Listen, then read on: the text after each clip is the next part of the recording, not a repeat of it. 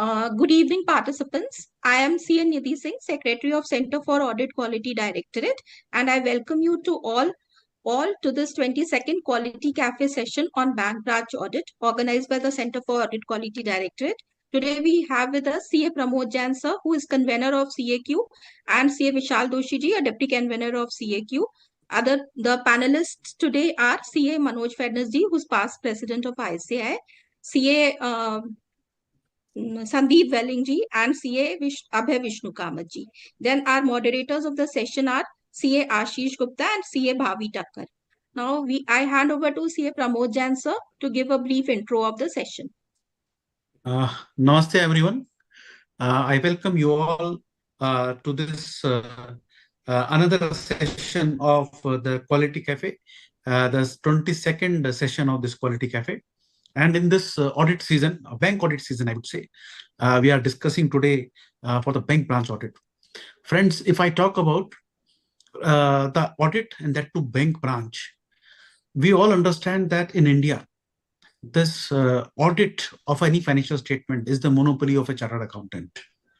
And banks play a very, very important role because they take care of all the financial needs of the country, maybe individuals or corporates or non-corporates or PSUs or anyone. So auditing their financials is very, very important. And here, the role of chartered accountants, because only they do the audit. Not merely the central auditors who are signing off the financial statements, either singly or jointly, but the branch auditors play a very, very important role. So when friends, our members who are doing this branch audit, we need to ensure certain quality so that the faith of various regulators and stakeholders remain in the audit process.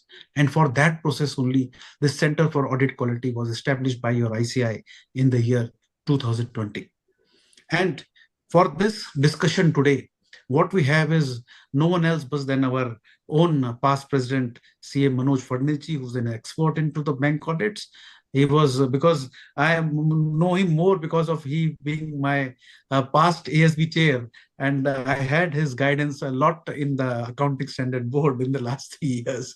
So I know his understanding of the subject is par excellence. And of course, we have got other two panelists, CA Abhay ji and CA Sandeep ji.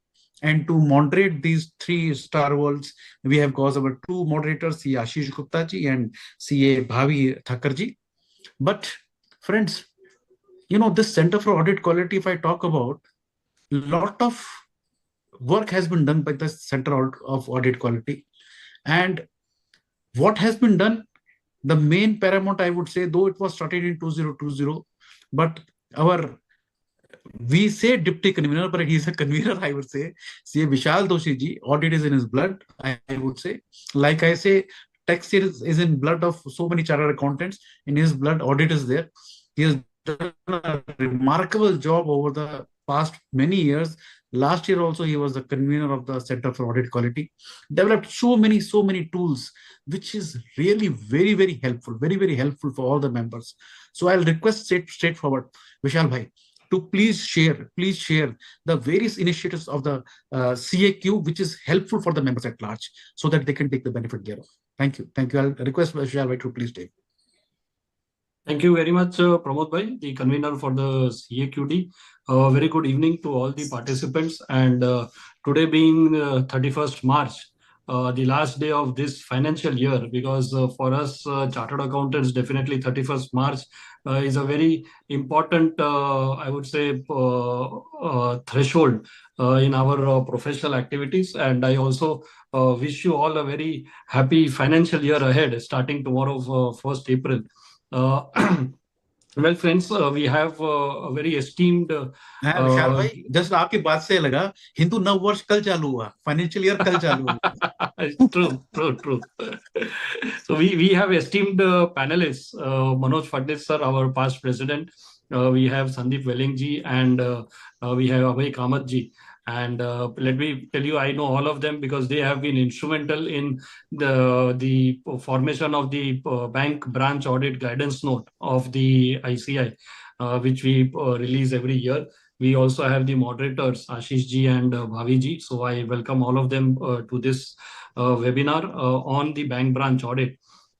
As Pramod Bhai said, yes, friends, at the CAQD, we have been doing a lot of work collectively at the institute. This is a special purpose directorate that has been formed to cater to the audit quality needs of the fraternity.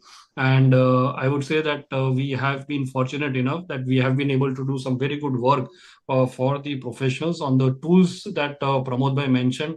Yes, we have developed a few Excel tools and utilities which are for the benefit of members, and which would ensure compliance with various aspects, various standards. And two important tools, Excel tools that we have come out with, we have released, one is on the computation of materiality, which we all know is a very important aspect in any audit. Because our audit opinion, we say that the financial statements are free from material misstatement. Now, what is that material? Quantification becomes a very important audit documentation, for which we have developed an Excel tool and shared it on the ICI CAQD portal. And another important tool, or I would say utility, that we have enabled is about the engagement letters. Because that is the first document that, before start of audit, the first document to be generated is or signed off is the engagement letter.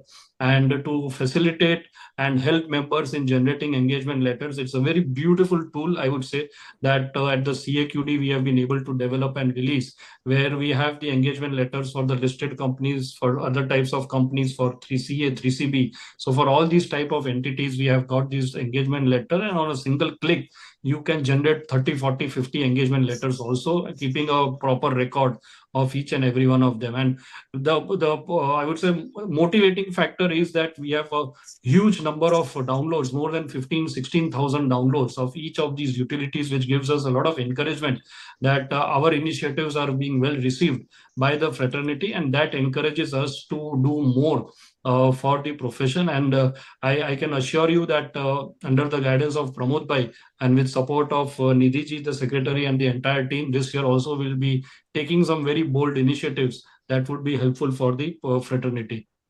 A lot to say about the publications, the AQMM, but maybe at some other time. But finally, I would like to share that, yes, for the bank branch audit also, friends, as you are all aware, that's so in 2023, for the first time, we came up with an Excel utility for the bank branch audit, which helps monitoring and also compliance with the guidance note, and also keeping a proper documentation of the work that is being carried out each of the branch, which was revised last year and now also updated this year also, the 2025. So with this, I would once again thank all the participants for joining this webinar. And now I would request Nidhi madam to kindly take this session forward and also give a glimpse of the bank branch audit, because that is the subject we are going to deal with today. Some insight into the Excel utility that the CAQD has developed, and also from where members can download and take benefit of this utility. So over to you, Nidhi ma'am. Thank you, sir. So without any further wasting time, I'm just going to share my screen and inform the participants how they would be able to download the various utilities, and particularly the bank branch audit utility. So here on the home page of ICAI, under committees, you'll have to go to Directorate, Center for Audit Quality Directorate. On the right panel, we'll see the utility for bank branch audit. The other utilities are also over here. A utility on engagement letter and review and monitoring tool.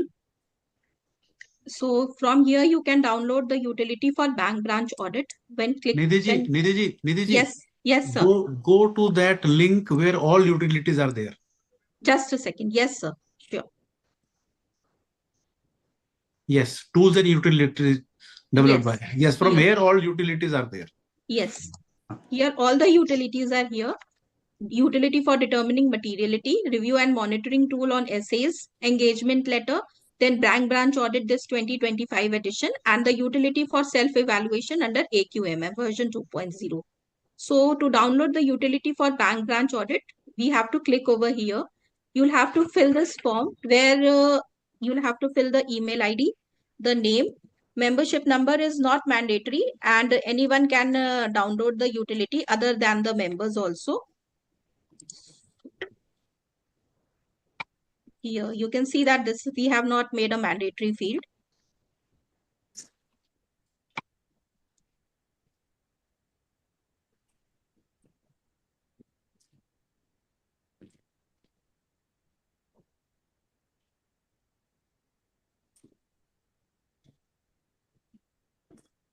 The link here, you will be, when you click this link, the utility will be generated. You have to save this utility on your desktop, file, create a copy, download a copy. The utility will be downloaded on your computers, and thereafter you can start working on it. Shivam, if you are there, you can take us Sure. through the So, demo yeah. of the utility. Thank you, ma'am. Thank you, sir. Good evening, everyone. So I, CA Shivam Tyagi, part of CAQD ICI team, welcome you all to this 22nd Quality Cafe session on bank branch audit. Today, I'll be taking you through the bank audit utility 2025. So without any further delay, let's get started. I'm sharing my screen.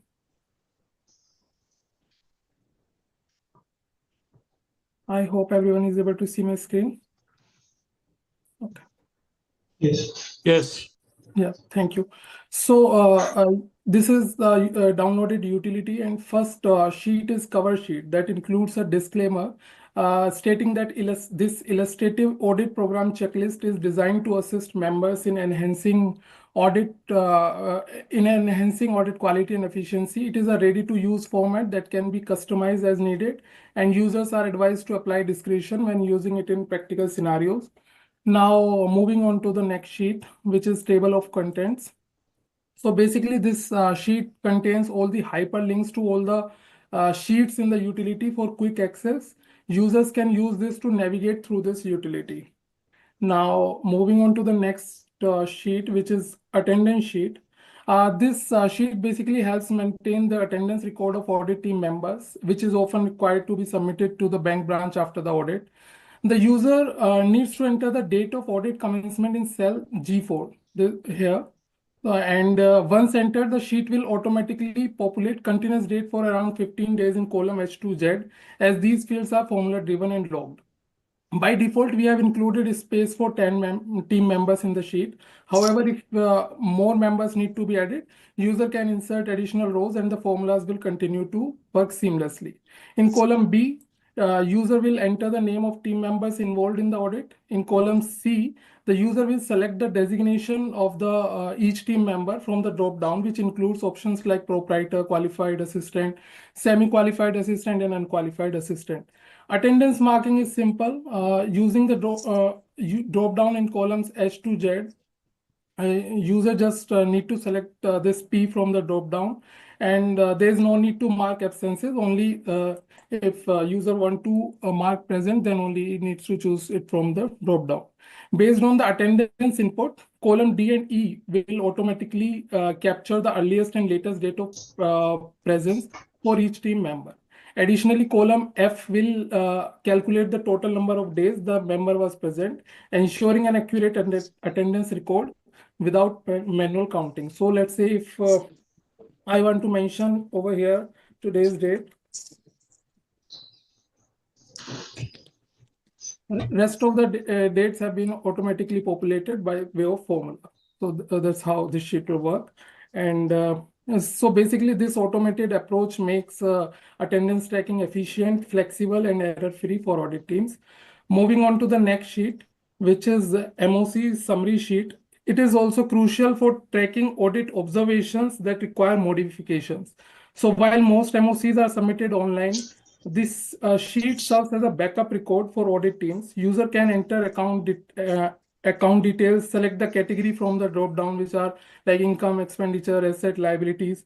Also, this sheet also allows for increase, decrease adjustment, and also users can mention the accounting ledger impact or non-accounting impact of those observations, and also a user can add remark and references. So also, if user wants to add any other observation apart from these 8 by default, then also he can add other observation also. Moving on to the next sheet, which is the other matter sheet. So this sheet introduced in the 2024 edition helps branch auditors track matters that should be addressed at the statutory central auditor level rather than the branch level. So it provides a standard checklist to ensure proper control over such activities. Users can mark item as yes or no or not applicable over here in column number C. And the list is modifiable, allowing auditors to add relevant items for better oversight and documentation. Next, moving on to the next, this is also an important aspect for documentation, and that is communication with TCWG. So users can document here whatever the major observations that they need to communicate with TCWG. Also, user can mention date of communication, whether the matter has been resolved, whether the matter is required to be reported under UM para or other matter para by way of this drop down. Also, if it requires any audit modification, then also users can choose this from drop down. If it is not applicable, then fine. Otherwise, user can mention over here. So this would also help users to conduct audit smoothly. And moving on to the next sheet, which is like audit opinion. So this sheet is also designed to assist users in documenting the audit opinion efficiently. The process here is quite simple. User needs to select the appropriate value from the drop down in row 5, which captures like key condition affecting the opinion. Once the selection is made, this sheet through built-in formula will automatically determine and display the final audit opinion in cell B8. So if I select here, financial statement are materially misstated, and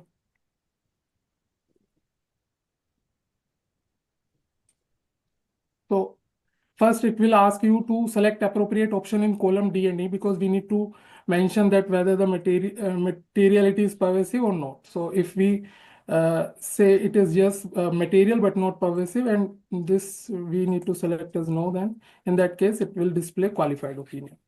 We have also mentioned definitions of opinions also, just to have better understanding. Moving on to the next sheet, that is list of templates. So this sheet contains a non-exhaustive list of certificates that are generally required for branch audits. For each certificate, we have a drop down to mark its compliance status, whether it is applicable, complied with, or not applicable. This structured approach ensures we systematically track all necessary certification without missing any crucial documents. Okay. Moving on to the next sheet, we have this standard on audit of documentation and compliance sheet. This section is crucial as it covers key documentation requirements such as engagement letter, communication with previous auditor, and representation letter. It also includes hyperlinks to relevant ICI standard for reference. For each requirement, we can update the compliance status using drop down, ensuring all documentation is complete and in line with audit standards. Moving on to the next very important aspect of this utility, which is like the dashboard sheet. This sheet is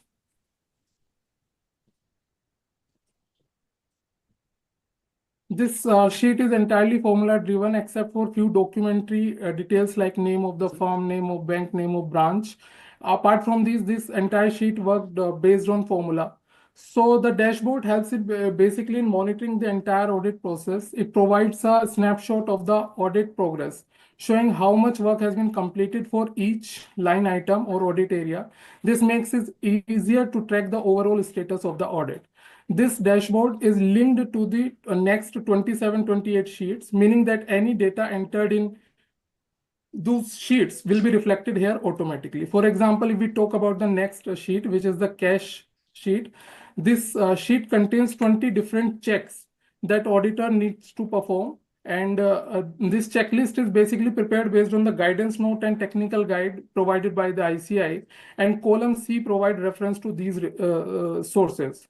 So for each procedure, user need to select their work status from the drop down in column D, which can be like yet to be started, not applicable, work in process, query raised, completed and not completed and no adverse, and completed but with adverse.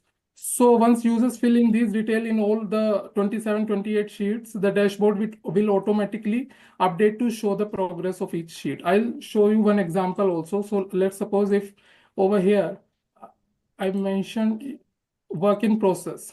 So you will see that in dashboard for cash, 5% is there for work in process category, and rest 95% we can see in yet to be started category. So similarly for all other sheets, users need to update their work status, and the dashboard will provide overall monitoring. One last thing I would like to mention is about this date of audit report. We have applied a validation for this. Once the users fill in all the sheets from cash to IFCOFR, the date of audit report cannot be earlier from the latest date of review. So in any sheet. So yeah, So I can show you one example. If over here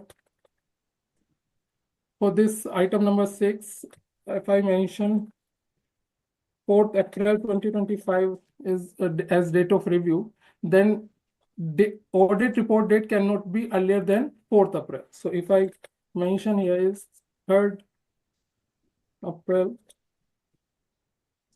it will show this error. And so yeah, that's all about this utility. And yeah, that's all from my side. Thank you.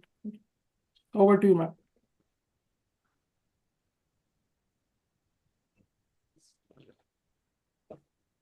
Madam आप mute पर है Nidhi madam you are on mute Sorry, sir.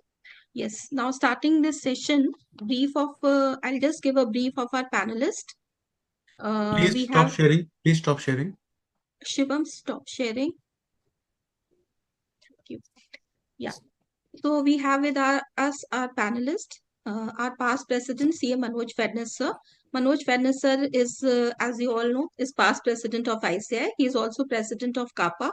He has also served as president of CAPA. And in addition to his leadership roles at ICAI and CAPA, he has also contributed significantly to the national and international policy making, including as a non-executive director of the IRDA.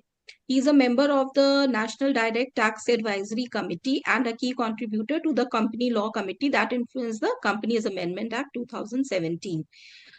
He has also served on B20, a group formed by G20. Currently, he serves as an independent director and chairman of the Audit Committee at Federal Bank. He is also on board of other listed and non-listed companies.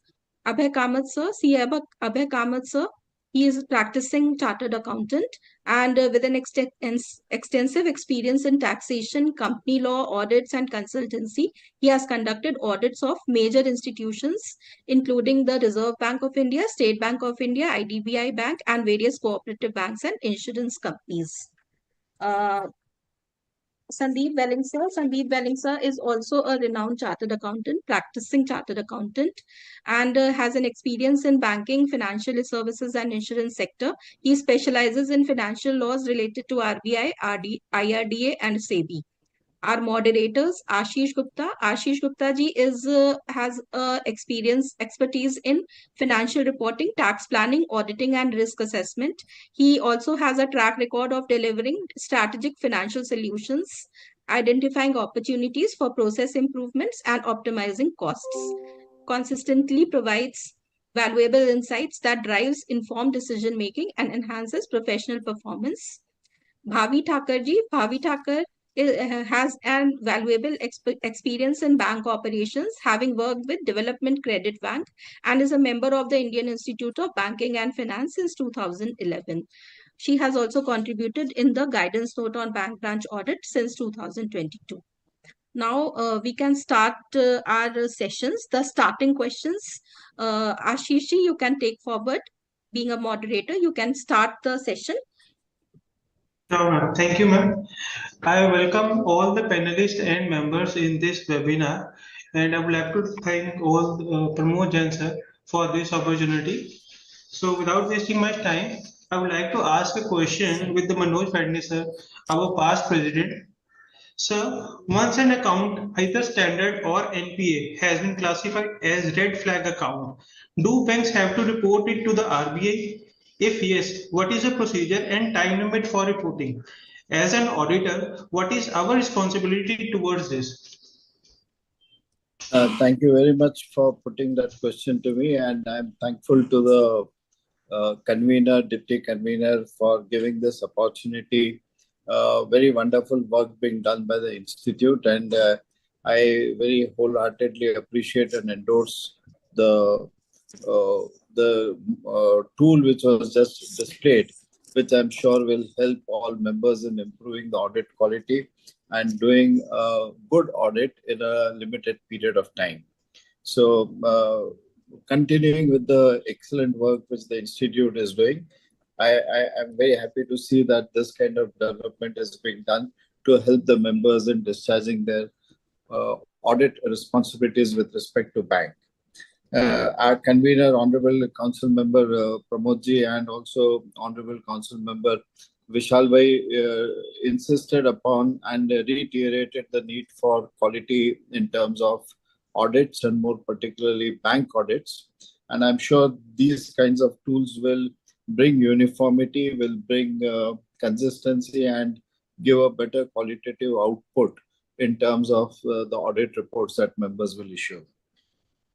Coming to the specific question which is being asked to me with respect to red flag accounts.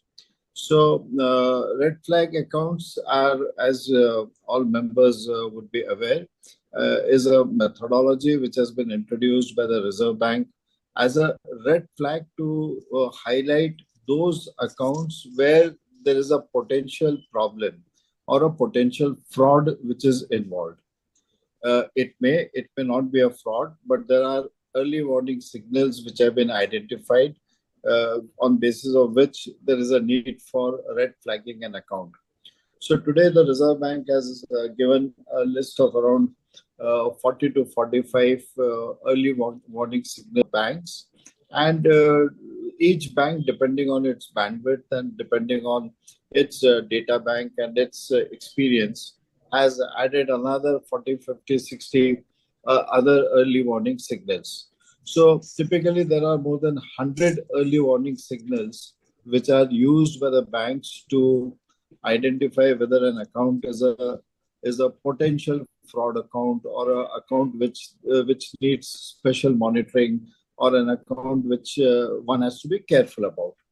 So once an account is identified as a red flag account, within a period of 6 months, either it is to be converted into a fraud account or the red flag has to be removed. So this period of red flag cannot go on indefinitely. So there's a finite time limits of 6 months within which the bank has to resolve the status of a red flag account.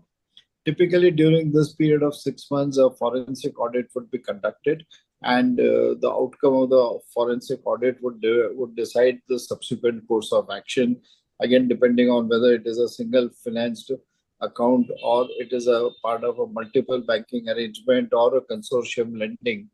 Depending on those kinds of parameters, the final outcome would be decided by the concerned lenders. If it is found to be a fraud account, then within a period of 3 weeks, within a period of 7 days, the bank would be required to again intimate formally to the Reserve Bank of India whether the account has been classified as a fraud, so that it goes on the fraud registry of the bank, of the central bank, and in the designated platform, so that all banks are alerted about the status of the account which the particular lender has classified.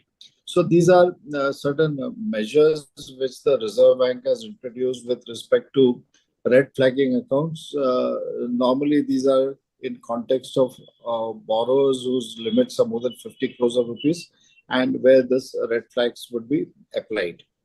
So in context of a red flag account, the bank branch auditor, if one comes across accounts which have been flagged as red flag, I mean, this is the kind of process which would be there.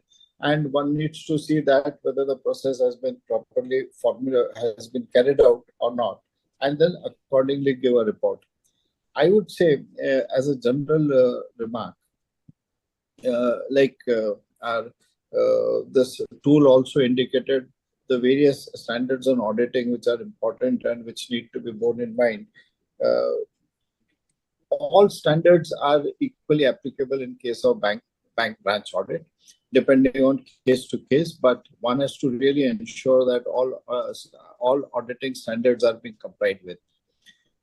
uh, fraud reporting is not directly our motto, not really our objective to detect a fraud, but we have this SA 240, which outlines, what should be the approach which an auditor should take in context of frauds. And I may also mention that we have under Companies Act, under Section 143, subsection 12, an obligation to report on frauds. So therein also there is a guidance note which the institute has issued as to what steps an auditor should take before reporting an account as a fraud to the Ministry of Corporate Affairs under the Companies Act.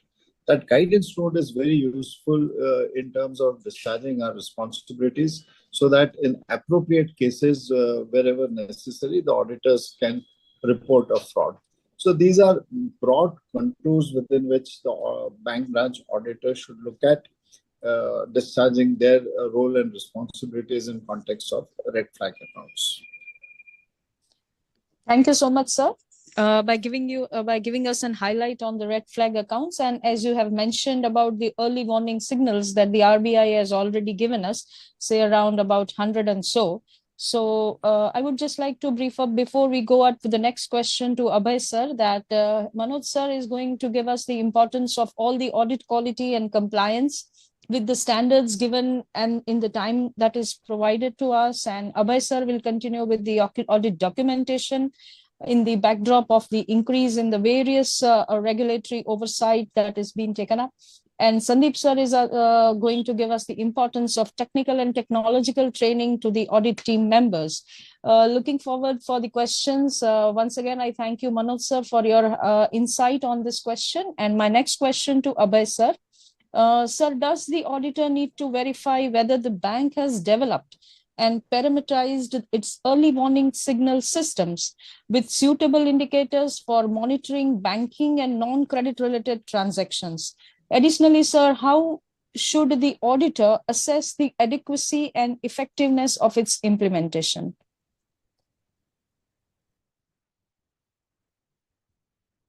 You are on mute. Abhay, you are on mute. Yeah, good evening, everybody.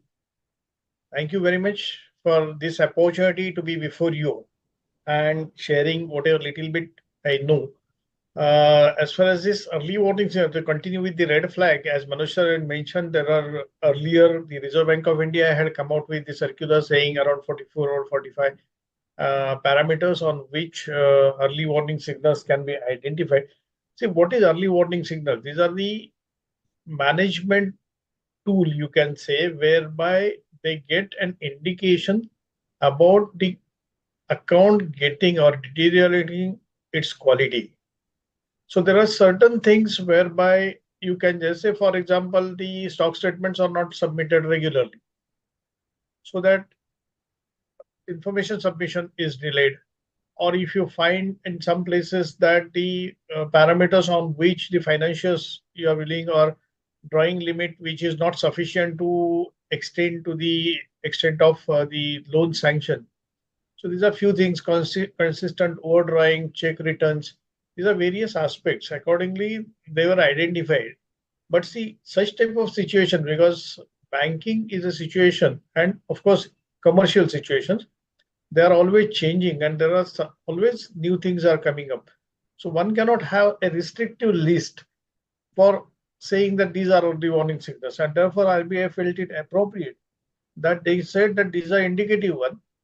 The banks can add to it, and the list goes on. As Manoj sir mentioned, it has crossed its century, you can say. Now, with this, what is most important, every bank should have its own policy and identification of early warning signal. Having done that one, as an auditor, when I go, first thing is that policy has to be studied properly. Then the process walkthrough has to be taken as to how it is identified, how you get the report. And it is not merely enough to have pop-ups for early warning signal, but what the branch management is taking care of those particular pop-ups, how they are reacting to this one, what steps they are taking is most important, because having got the information or having got the signal, if we don't react to that particular thing, I think that signal has got no meaning. And knowing that, as an auditor, we have to see that whether bank follows the process of reacting to early warning signals appropriately or not. That is one aspect. Second thing, what happens is, having got this particular thing, there is something called as functional testing, that you have to identify few areas by which such type of things are taken care of and what management had done for that particular thing. Having got defined, as a statutory auditor, we go there at the end of the year. We are there for a limited period, and therefore normally such type of audit or functional testing has to be done by the independent authority. It can be a part of what you can say, a program or the scope given for the concurrent auditors. So knowing this particular thing, auditor has to review that one. He has to satisfy himself. And if he is satisfied with the process, then possibly one can have positive, what you can say, observation on that one. But in LFAR, we are supposed to report on early warning signal, and therefore our opinion on the existing process at the branch level, dealing with the early warning signals, is most important, and that should be stated in the long form audit report accordingly. Yeah. Thank you so much, Abhay Kamath sir, for guiding us on the early warning signals. Now I would like to ask question to the Sandeep Willing sir. Sir, what are the key risks associated with accounting for legal expenses, and how can auditor ensure consistency in recording the advocate fees recovered from borrowers? Yeah. So before I answer this question, like Bhavi ma'am had said about the technical and technology, importance of technical training and importance of technological training, I'll just give one brief. Way back, when we passed in the 90s, computer was completely new to us, and that time I was, I had a wish to go to an industry. So I had typically joined one company, which is a large manufacturing base and with heavy union activism, and typical huge. The hall is there, 50 odd people are sitting, and I was put as a boss, a young qualified, and this desktop was there in front of me, and WordStar was there. I have typed something like a typewriter, and I wanted to copy that to something, and I didn't know how to do that. So I asked someone, some union guy came, and he said, okay, Alt, Control, Delete, and everything got deleted. So I said, oh, I think I gave you a wrong instruction. Please type it again, then I'll tell you again. So that is how people would take us for a ride if you don't know the technology. So and you have only 3-4 days, unless you are good at what you are doing, you are going to be taken for a ride. So having, even in the RBI has suggested that you have to have a DISA CISA member in your team, so that you are effectively able to conduct the audit. So this is something which, in my opinion, is given. An audit is no longer just a fee earning tool. It's a serious profession where people are dependent on our opinion, and therefore the right ammunition should be available. So importance of technology cannot be stated beyond this. So I would come to your question now. As far as the key risks associated with accounting of legal. Now, what has happened in some cases, legal expenses, RBI is very clear that if account gets into NPA or is downgraded, okay, until then accounting for legal expenses is no problem. You straight away, if it is relating to account, you debit it to that customer account, and it gets recovered during the normal course of time. The moment it gets downgraded to, say, substandard, RBI is very clear that unrecovered portion of legal expenses also need to be reversed. While the interest get reversed, many times these expenses do not get reversed. So when it comes to the reversal, when first time downgrade takes place, it is necessary that we look at this particular aspect also. That is number one. Number two, many times I have seen, even in public sector banks, sometimes in remote location in the branch manager is not fully equipped, and therefore sometimes they pass the JVs through voucher and debit the legal expenses to the customer account, and that is which is a NPA account. So it is always subject to audit. So we have come across such situations, and it is not just about reversing that particular legal. We need to report it to appropriate level so that such a facility in respect of NPA accounts should be restricted and prohibited even through JV. So that system development has to take place, or some restrictions have to be put in. So our responsibility at that point of time will not be limited only to reversal of the expenses that we observe, but we need to look at the larger angle of it. And if we put it onto the higher levels, they fix it. My experience is they are extremely diligent and they will immediately do that. Now, the third aspect, recovery part of it. The question here is, when you don't debit it to account, RBI is very clear that you please keep it under memorandum account. So while you debit and you charge it as your own expenses, the banks are expected to keep that under memorandum account. Now, there was a problem all these years where pulling up the data from the memorandum record, because that was manual or that was kept in the branches, now it was very difficult. Slowly, most of the banks have turned to CBS, wherein such memorandum records are also maintained under CBS separately. So when recovery takes place, generally such expenses get popped up. 95% of the time you will see such a thing happening, but there could be bugs, or there could be a small bank which has not done this, which you will have to be diligent. So any case, that recovery.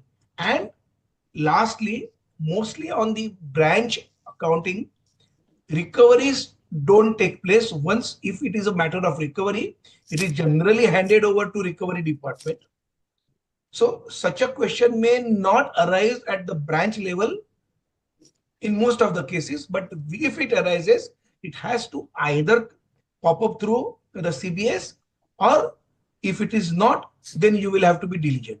So this is something which we'll have to keep in mind, that such a system should be mandated, and whether it is available. Thank you. Thank you so much, sir.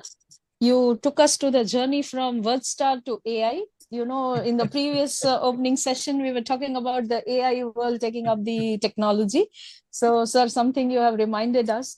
And thank you, sir, for this insight. And continuing to your question, I would like to ask Manoj, sir, the further question that, sir, large value expenses under other expenditures can sometimes be a gray area in the financial statements. So, sir, how can the auditors ensure these expenditures are properly classified and disclosed in the bank branch audit? Yeah, very interesting issue, because it might happen in case of some of the branches that the expenses may get clubbed up and may be shown as other expenditures. So just to take an example of what was just mentioned by Sandeep ji with respect to the advocate's fees. And very rightly, he pointed out that in case of a non-performing account, the legal charges are not to be debited to the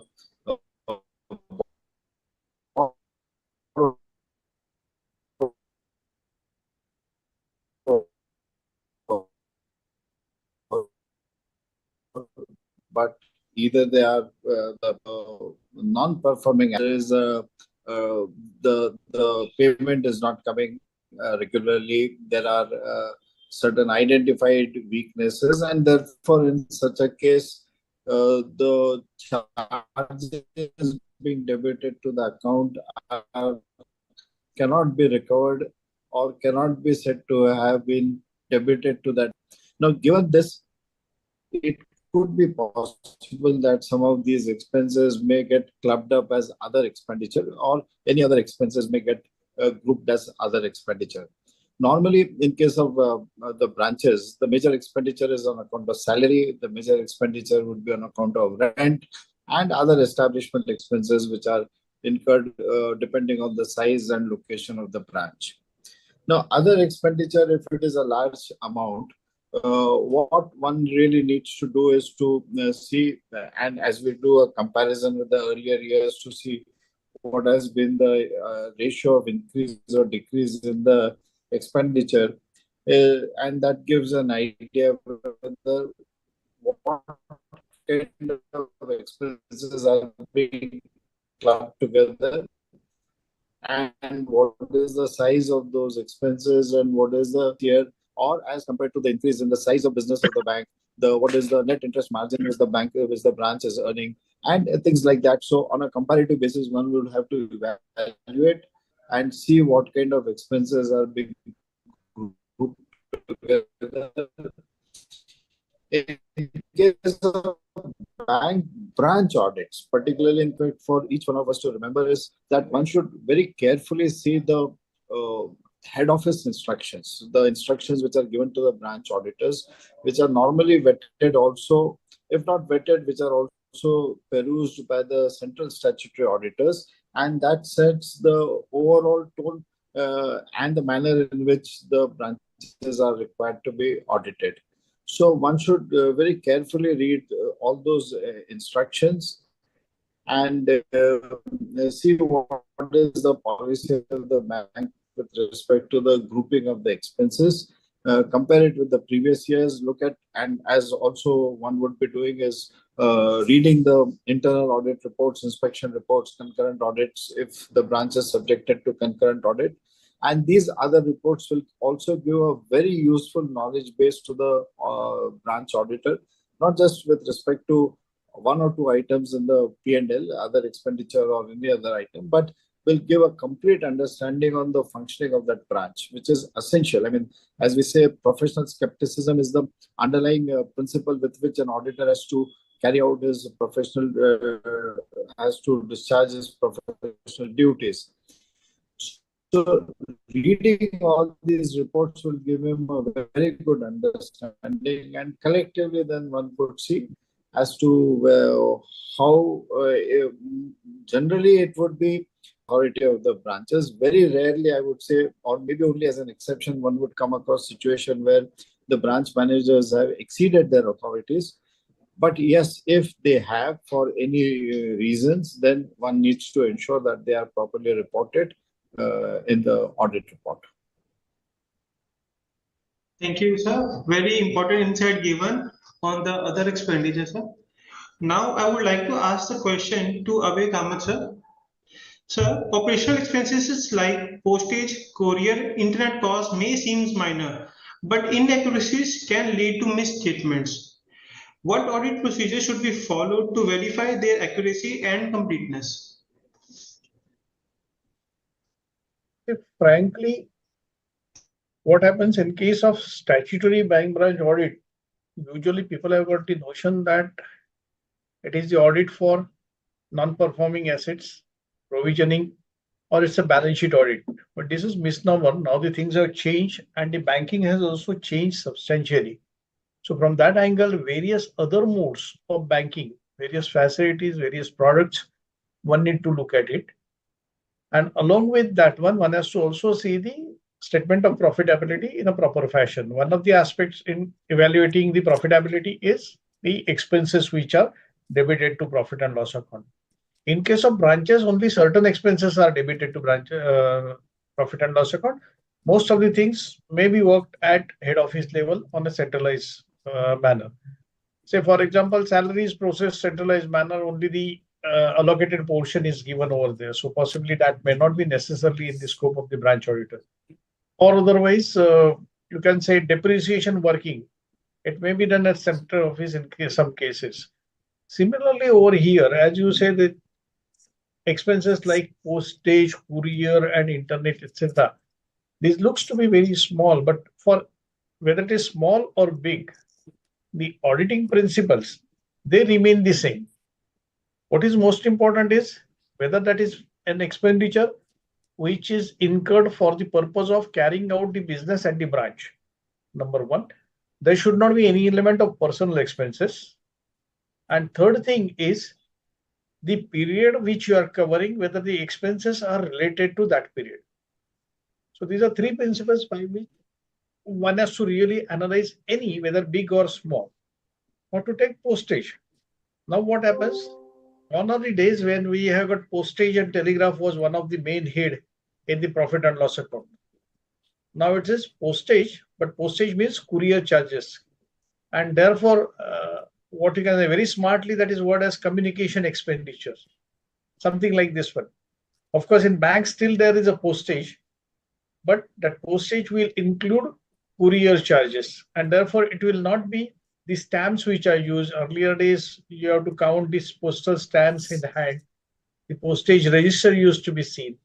And then you can really verify those things. But that is no more there. Now that even courier things are there. So courier contract, the period of that contract, the bill, and whether bank has got any control on verifying the correctness of that bill or not. That one need to look at it. Whether the expenses are covered for all 12 months properly or not. That needs to be seen. In case of internet, the contract with the internet service provider, that should be seen. So this is the way by which one can see this one. There is a possibility that possibly you may not get a bill when you visit at the branch somewhere during the second week of April or first week of April. And therefore, proper estimation has to be there. Same will be the case for earlier period, because earlier year, I mean, April of the financial year, wherein last March, whatever provision is done, whether that provision is done properly or not, is there any amount which needs to be debited to profit and loss account because of there is a difference in estimation, and that is all. Understand one thing, even if there is a difference, say for example, courier charges, I am having 5,000 rupees provision and the bill comes for 5,500. Naturally, when the bill is received somewhere in the month of April, and if my provision is only for 5,000, naturally the amount of 5,500 difference will be debited to the profit and loss account in the month of April next year. Same will happen in the earlier period also.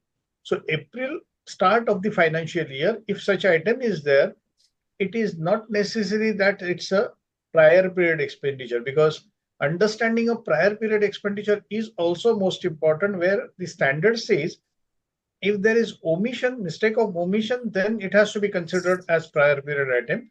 But if it's a mistake of estimation, then one need not really consider that one as prior period item unless it is materially impacting the statement of profitability. So from that angle, I think we need to look at these aspects very well when we try to vouch.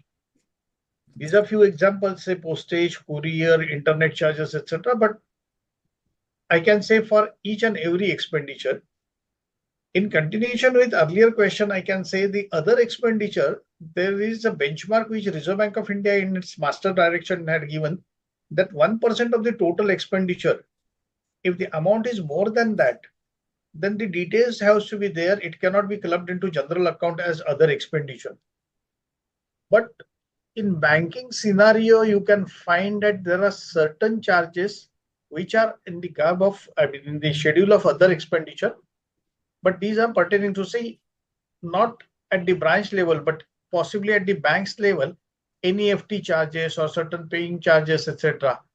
Such things will be there. So one has to understand the nomenclature and the nature of the expenditure and try to see whether it is fitting into there or additional disclosure has to be given. That is as far as these few things are concerned.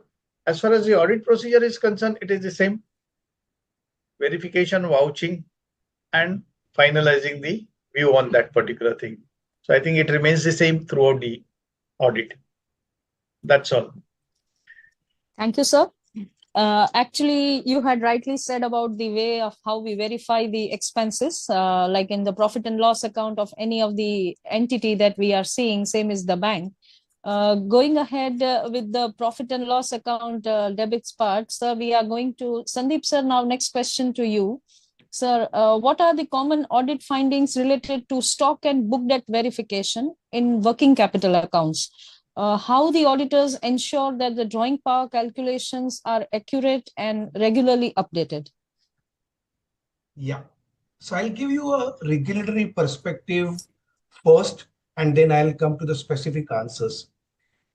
In last 2-3 seminars, and as late as the one that RBI conducted on last Friday, 28th of March in Chennai, that was of course for NBFC, but I can see the mindset consistently that RBI has been using certain specific terminology.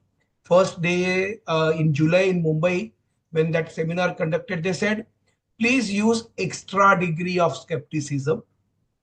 In fact, they used a terminology called you should have a forensic mind in the last seminar in Chennai on Friday. And when the details, when you discuss these terminologies, which actually don't belong to our institute terminology, and we have been very categorically saying that, oh, we are auditors, we are not forensic auditors, we are not fraud detectors, etc., etc. Manoj sir mentioned about 240 also. Basically, what their mindset is, can you eliminate the fraud angle before you conclude that it's a administrative or a error or a mistake? That is something, because there is a very thin line between the two, and there are certain aspects that can be looked at by the auditor and eliminated before we conclude that it's an audit observation and nothing, it's not a fraud. Now, when it comes to this book debts and all, I remember there was a time, if now the system is a completely CBS system, so you have to have every month a stock statement submitted, you have to enter. If you don't enter, system will pop up. So if 3 months are not entered, system will automatically downgrade it. Now there are ways of camouflaging the system. There are ways of circumventing the system. So people send the same stock statement every month, or people simply at branch managers simply change the date. That is what has been observed very clearly. Now such common observations are there, and we cannot think, or we cannot use our discretion in saying that, okay, fine, if you have at least done this, I'm fine with it. No. As an auditor, I keep telling everybody that we should never be part of, it's a strong word, I would say, crime that your client commits. We are mere reporters, and we will ensure that the right reporting takes place. So number one, you will see sometimes stock statements not received, but dates entered. The same stock statement is being used. That is one of the common observation. Number two, the second common observation is, you will see that within that stock statement, the terms of sanction are different, and the manner in which the stock statement submitted are different.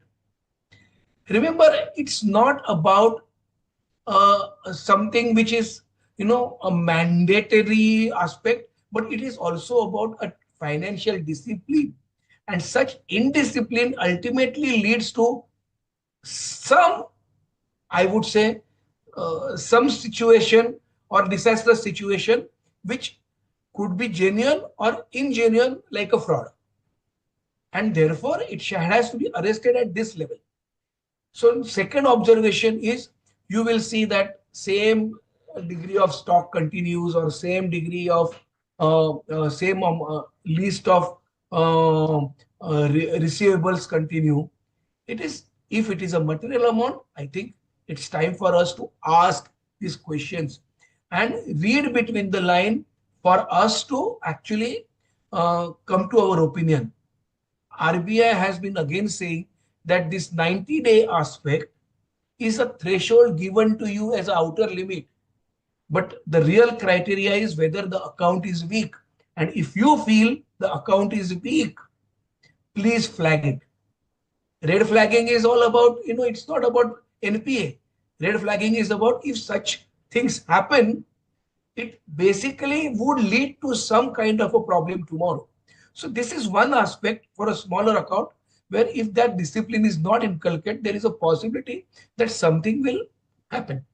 So calculation of, I would say, as a statutory auditor, I would not recommend that each and every cases we try and find out whether the calculations are right, wrong, because that's a concurrent audit job and you can always go through those reports. You may check one or two, but ensure that you see as from the lenses of the sanction letter. So whichever account you take up for selection and check, you see to it that it is as per the sanction letter, and don't allow that indiscipline to inculcate. Downgrading every time is not the job of the auditor. It's about inculcating that discipline, and therefore I would say some of these common observations would be there. Try and arrest at a level where it will not further raise any issues. Thank you. Very well said, Sandeep sir, and thank you for throwing your light on this stock statement topic. Now I would like to ask question to Manoj Fadnis sir. Sir, how should auditor validate the integrity of CBS data, particularly in areas prone to manual overrides? What specific checks should be performed to identify and address risks associated with manual intervention or unauthorized changes in the system? Over to you, sir. Again, another interesting question. And before I take up this, I fully concur with what Sandeep ji mentioned regarding the common audit findings relating to stock and book debts.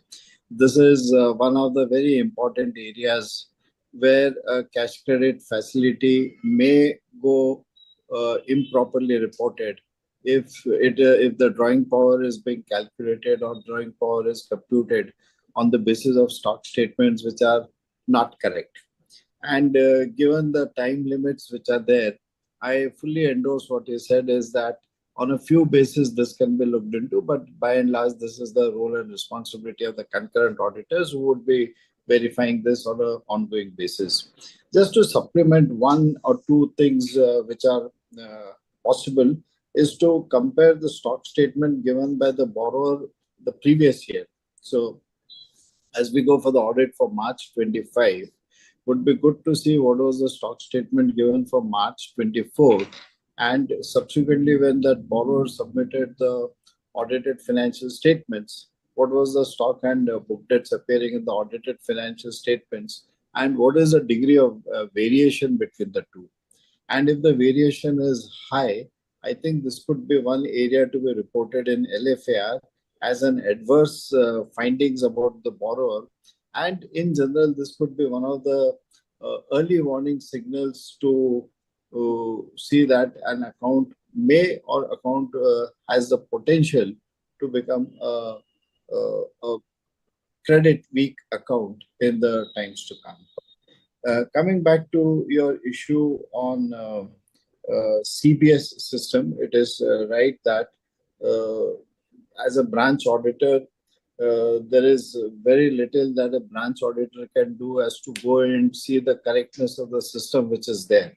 And I would say this is also not what is the responsibility expected to be taken over by a branch auditor, because these are systems which are designed centrally, and there is a IT audits being carried out by the banks. There's a C-site audit being carried out by the Reserve Bank with respect to various IT functions and IT controls and IT general controls available in the bank.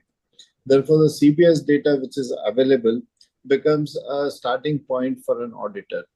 Now, if one is to really look into and one is to dive deep into this subject, if we go back to what are the preliminary things one is supposed to be doing when auditing a big data, is to first define what is the data, what is the structure of the data, who is the owner of the data, what is the format for reporting that data. These are basic aspects which need to be looked into and to be understood by the auditor in terms of carrying out any kind of audit on a big data. Now, given the situation in the banks, in case of the branches, what would be important to see is which are the fields which are manually entered at the bank. So the income recognition and asset classification is, as they say, is computerized activity. What is the value addition a branch auditor can do when everything is computerized is not correct. Because what the classification is carried out is basis what data is entered into the system. But whether that data which is entered into the system is right or not, or there is any errors which could happen in that data, is something which that branch auditor visiting the branch physically would be in a better position to evaluate. So, which are the data points which are manually entered by the branch officials? So, as was mentioned by Sandeep ji, with respect to the stock and book debts, what is the quantum of stock and book debts could be one area, basis which the drawing power is being computed. That is one. Second is with respect to, say, in case of the date of commencement of commercial operations, which becomes an important criteria to decide in terms of monitoring the performance of projects which have been sanctioned to term loans. The DCCO becomes a very important milestone. So these dates are entered manually at the branches. So whichever field which is entered manually would be important areas to test check, not 100% check, which is not envisaged, but to verify on a test check basis and to see whether that data is right or not. In addition to that, what would be important is look at the exception reports.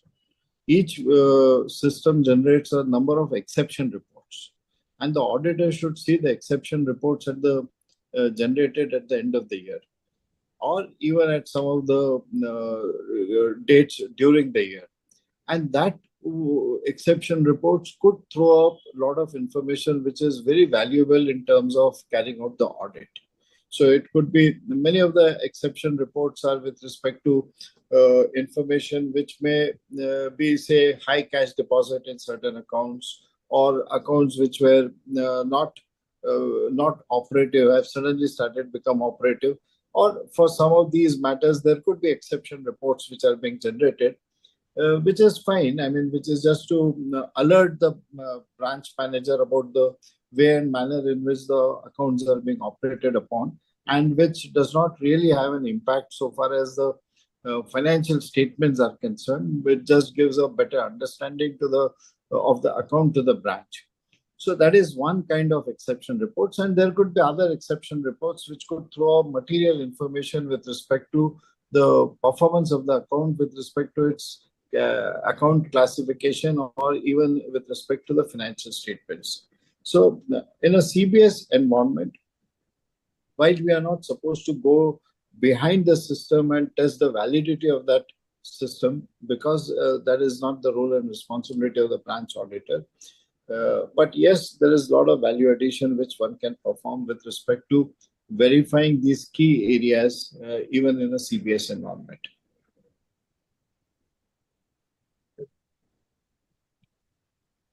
Very rightly said, sir, that the CBS data is a very critical challenge for any of the bank auditors, whether maybe a central or a branch, and they have to look very high on it, because we are doing an audit for some period of time and they are working on a system for all the 365 days. Thank you, Very sir. true. I mean, just to take on that, you really, I fully agree. You mentioned with respect to branch auditors, that becomes something which is given and is to be done, but the central statutory auditors may have a different responsibility. Yes, because, in the branch audit time, we have a limited time and a huge scope to cover. So it is really a challenging task. And this exception reports and all you mentioned are becoming a very important tool to get the highlight of what the transactions have been performed during the year. Thank you, sir, on giving that highlight. My next question goes to Abhay Kamath, sir. Sir, as an auditor reviewing a large bank branch audit with 500 crores in advances, including 300 crores in some export finance and LCs, what key areas would you examine to ensure that there is no revenue leakage in the advances? Sir, please discuss at least 5 critical areas for verification to safeguard the bank's income and compliance. Oh, I see. First, you have to understand this business, frankly.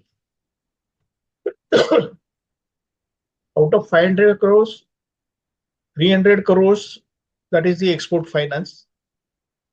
Now, when it is said LC, which may have something as fund-based and non-fund-based, because whenever it is letter of credit which is issued, it's a non-fund-based limits which are given to the borrowers. But let us deal with the exports first. Typically, what happens, exports finance, effectively we understand, there will be 2 stages, that is pre-shipment and post-shipment. The export will happen when you make the shipment. I mean, shipping of the goods. But ultimately, what is more important is how the finance. In case of Indian scenario, even pre-shipment credit is also given, which is popularly known as packing credit. Few years back, the packing credit was having concessional rate of interest.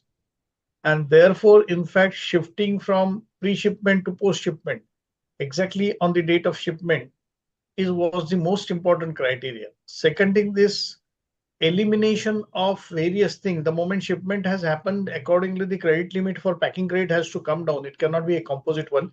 And there should not be any interchangeability of the limit between the pre-shipment and post-shipment. That was most important because pre-shipment was comparatively concessional rate of interest as compared to other credits were there. In fact, you can have the similarly in case of housing loan was carrying out interest at very low rate few years back, and therefore people used to say whether it is housing purpose or otherwise, even for commercial real estate loans were converted into housing loans, and that had created some havoc as far as this one. RBI had taken care of it and finally issued the clarificatory circular. So similarly over here, but now that the rates are comparable, so I will not look into that particular aspect more critically, but as an auditor, definitely one has to see when it gets from pre-shipment to post-shipment. Now, whenever shipment takes place, it goes out of your country or shipment is done. That means it cannot be pre-shipment credit or packing credit. So what normally happens is either your foreign bills, which are sent for collection, or they are discounted immediately. So it is like bill discounting, but not in domestic currency. It is in foreign currency.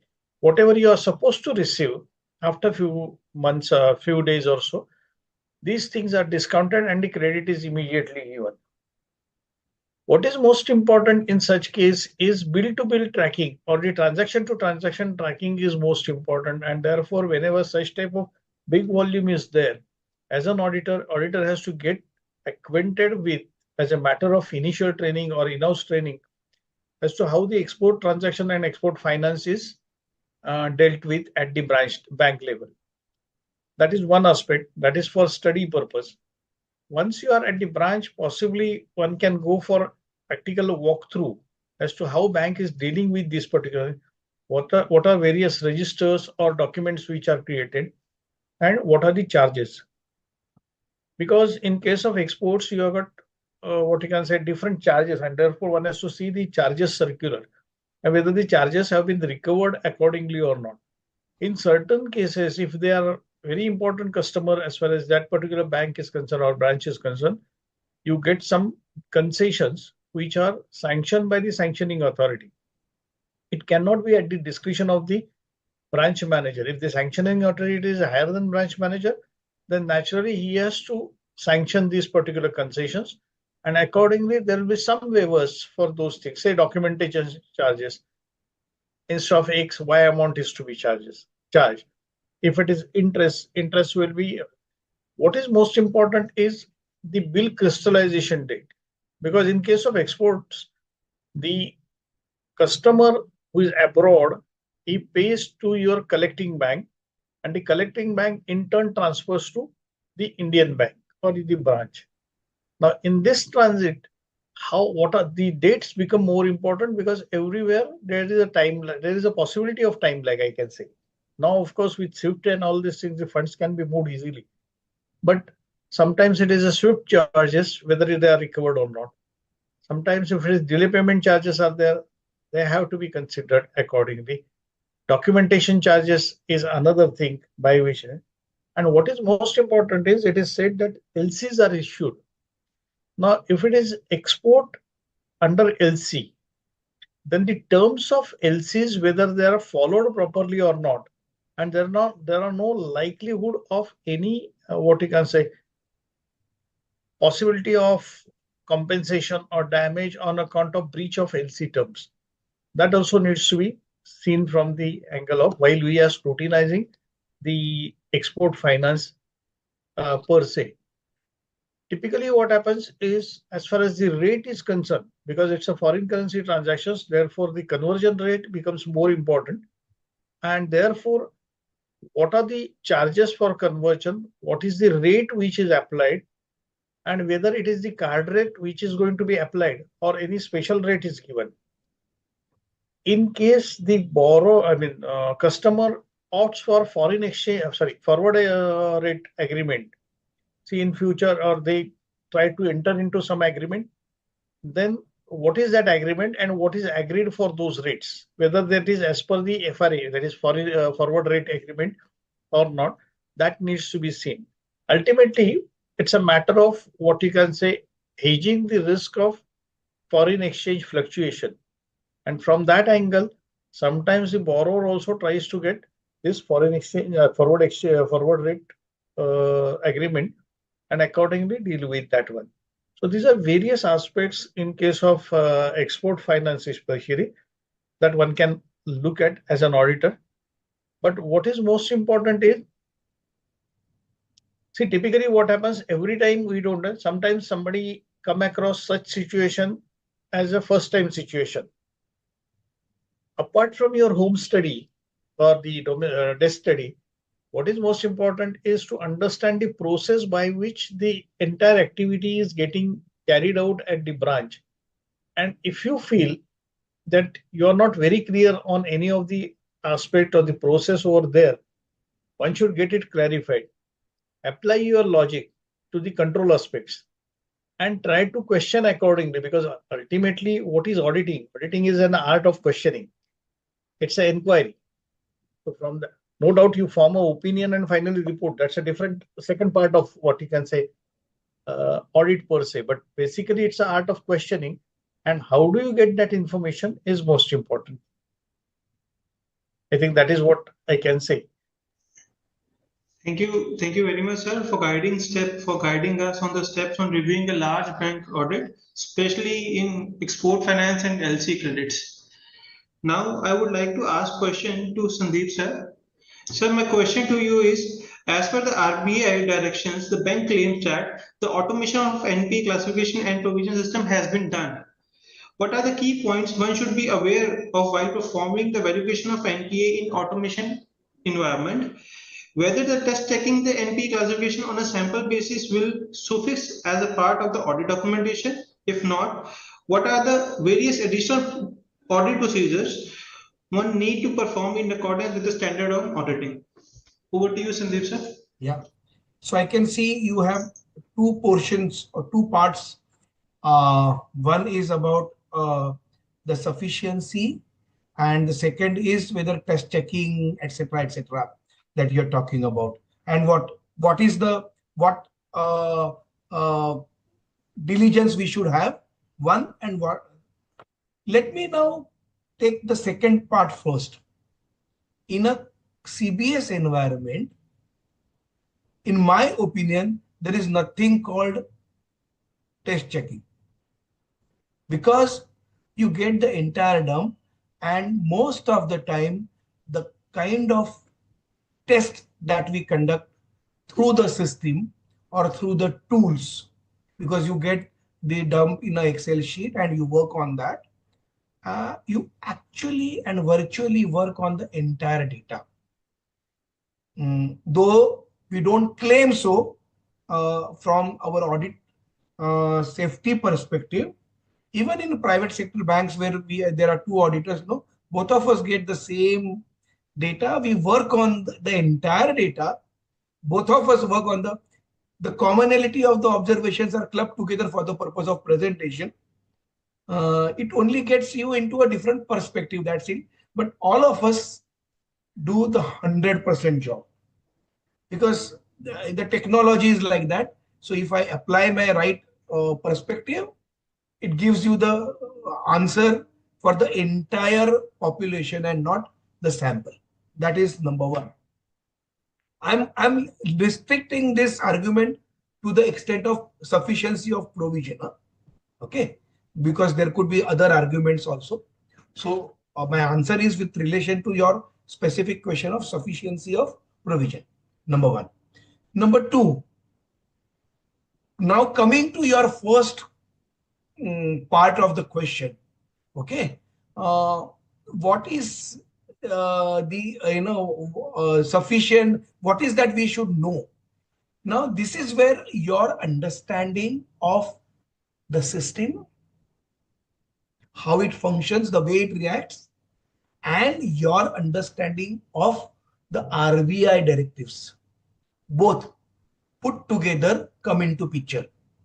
For you to understand the anomalies, through system, it is necessary that we have the understanding of the RBI directives as to what all things will lead to downgrading of accounts.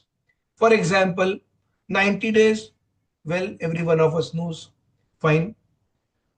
But within, if that 90 days doesn't happen, okay, what could be the reasons how the system would be camouflaged? That is something which we have to understand. For example, there could be one credit debit on the last day. System is a gigo, garbage in, garbage out. The moment you have a credit, it will say, okay, there are sufficient credits. But it could, I've seen people taking a dummy check, depositing, and it getting bounced. It either gets bounced, within the year or even on the 1st or 2nd April. This is a common practice. Number one, there are solidarity credits that come, but they are reversed immediately on the next day. Now, such things, even sometimes I have seen same day debits and credits, but system doesn't understand. So some banks have smartly ensured that same day debit credits are not considered, but then next day debit takes place. So this camouflaging is part of the life, and you cannot prima facie take those as credits. You need to, this is where RBI is saying, use the extra degree of skepticism. Don't simply go by the record. Number two, I spoke about that stock statements, etc., etc. Okay, that is second aspect. The third aspect is, which is commonly found in, especially in public sector banks, and that is renewals don't take place. The renewals are not allowed. They will have the temporary review, okay, for 3 months, and such reviews are not possible for more than 2 times. So if the proper review does not take place within 180 days, the system will automatically downgrade. But then what people do, simply they change the date that it's reviewed, but actually, if you go down, there are no review documents available. So system will still show that the review has taken place, and these are the common observations again. He simply goes into the and reviewed on so and so date. System will take that prima facie and not downgrade. But any such pending reviews which have been taken place, after some certain date, or it is time for us to get the little deeper into it. That's where RBI is saying have the little extra degree of skepticism. Don't go by. Okay. So likewise, there are 5-6 different aspects that would lead an account to be downgraded. Now, those aspects must be known to us. So at 3 to 4, I explained just now, there could be some more. So you have to have understanding of that, and then you look at the system from that perspective.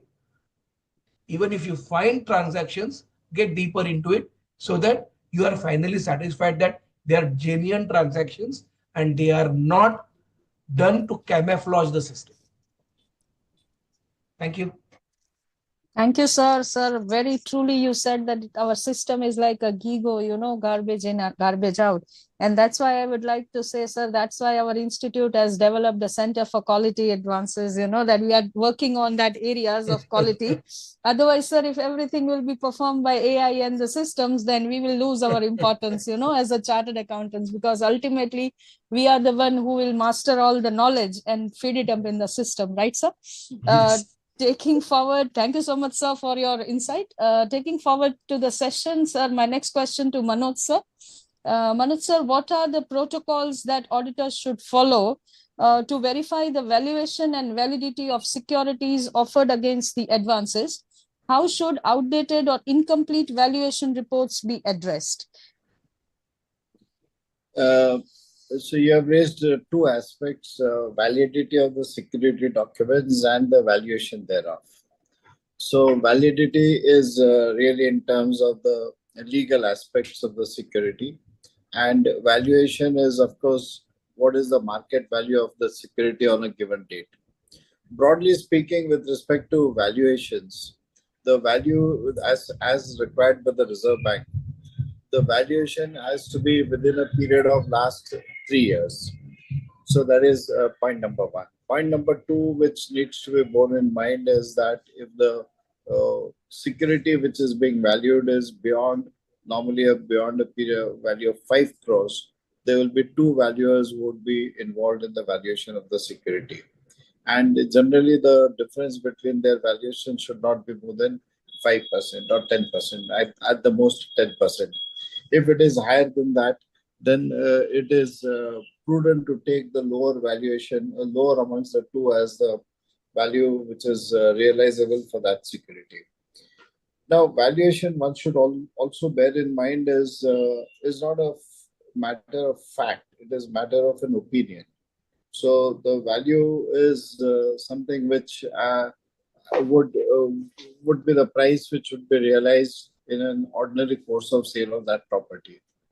So generally, the valuation rates which are adopted by the government agencies, the circle rates or the stamp duty registration rates, that becomes a very fair price to consider, a fair value to consider as the value of that security. But given the actual economic and actual practical situations prevailing in the country, the actual market price may be much higher than the guideline rates. So it is not incorrect. I would say it is not incorrect to accept a value which is higher than that guideline rate, because that could be a rate which could be prevailing at that point of time, and the bank may have bank would be legitimate in realizing that market rate. So it really depends, because mostly the guideline rate would say property of a particular size would have a particular value. But as we know, a plot, let's say a residential plot of 60 by 40, which measures to 2,400 square feet, and a plot of 20 by 120 would also measure to 2,400 square feet. but a 20 by 120 square feet plot will not command the same value as a plot of 40 by 60 would command. So therefore, valuation is a matter of opinion, and the values may differ from time to time. One care which one should take, and this is what I've realized from my my personal experiences, what has been the value which has been assigned to that property over a period of time? Has it gone up dramatically high? In some parts of our country, the valuations have gone up very high. But suddenly, if within a period of 1 or 2 years, there is a 2 times or 3 times increase in the value of the property, then one should be skeptical about that valuation and should have a relook at the basis of that valuation, because these could be one of the early warning signals to be careful about. So that is with respect to valuation. Second aspect which you asked is with respect to the validity of the security. And validity of the security, one should be very careful to see what is the sanction letter, what are the documents which are required to be obtained in that particular case, what kind of mortgage is mentioned, whether any mortgage of a is mentioned or not, or it is simply an hypothecation agreement which is required to be executed. So what is the mortgage which is envisaged, or what is the security which is envisaged as per the sanction letter? And secondly, has that been properly executed? There have been instances where a property is owned by, say, a husband and wife. And normally in such cases, both are made as co-borrowers, co-obligates. Now, if that property is mortgaged and only one of them is a co-borrower, one of them is the borrower or an obliger, and the other is not made a co-borrower, then that security will never be valid. The joint owner who is not a co-borrower can challenge the bank with respect to the validity of that security. So these are very important aspects to be borne in mind. Then at times, not always, at times because of the rush, because of the pressure on the bank officials and others in the system, the documents are not fully filled up. Only the signatures of the borrowers are obtained. If the documents are not filled up, or if the documents are filled up at a later date, there could be overwriting, there could be corrections, and they would not then be initialed or countersigned by the borrowers. And such documents are liable to be treated as invalid documents in the courts of law. So while verifying the validity of the security, one needs to be very careful to see that the documents as envisaged in the sanction letter have been obtained and they have been properly legally executed by all the borrowers and guarantors and are available in the records, are complete and are available in the records of the bank and the branch where one is auditing. This is valuation and validity of securities, one of the very important functions for the branch auditors. As my other speakers mentioned, that in case of a computerized environment, you have the entire population and you can really perform an audit on the entire population and not on the sample. But the critical aspects which can be verified only at a branch. And this is one of that critical aspect. This is one of the reasons why the bank branch audits are still continuing, because a lot of data and a lot of information is at the branch, is not available to the central auditors, will not be available to them unless they visit that branch, because all securities cannot be picked up and taken to one common place and then they could be verified. So the branch auditor visiting the branches should spend good amount of time, in my humble opinion, on verifying the correctness, legality, validity of the securities, whether they have been properly executed, whether they have been properly and completely documented, whether the valuation reports are timely. These are very important aspects. And the cases where there are frauds, cases where the non-performing assets are not realized by the banks, are generally cases or where the banks are forced to go in for a one-time settlement with a deep haircut, are cases where the securities are not properly executed. And unfortunately, at an appropriate point of time when the borrower is coming to the bank seeking more assistance is the time when you would rectify all that is incomplete in that security. The moment the account turns NPA, the moment the borrower is unable to make the payment and the borrower realizes that for maybe not fault of his, maybe not his intentions, but is unable to repay the bank dues, then that is the point of time when that security will never get rectified, and the banks would incur huge losses. So banks have methods of have procedures of carrying out legal audits. There are concurrent audit reports. There are internal audit reports where many of these deficiencies are also pointed out. So the branch auditor should go through all these reports which are available at the branch and see which are the cases where deficiencies were pointed out and whether those deficiencies have been made good or not. So these are something very critical and important for a bank branch auditor.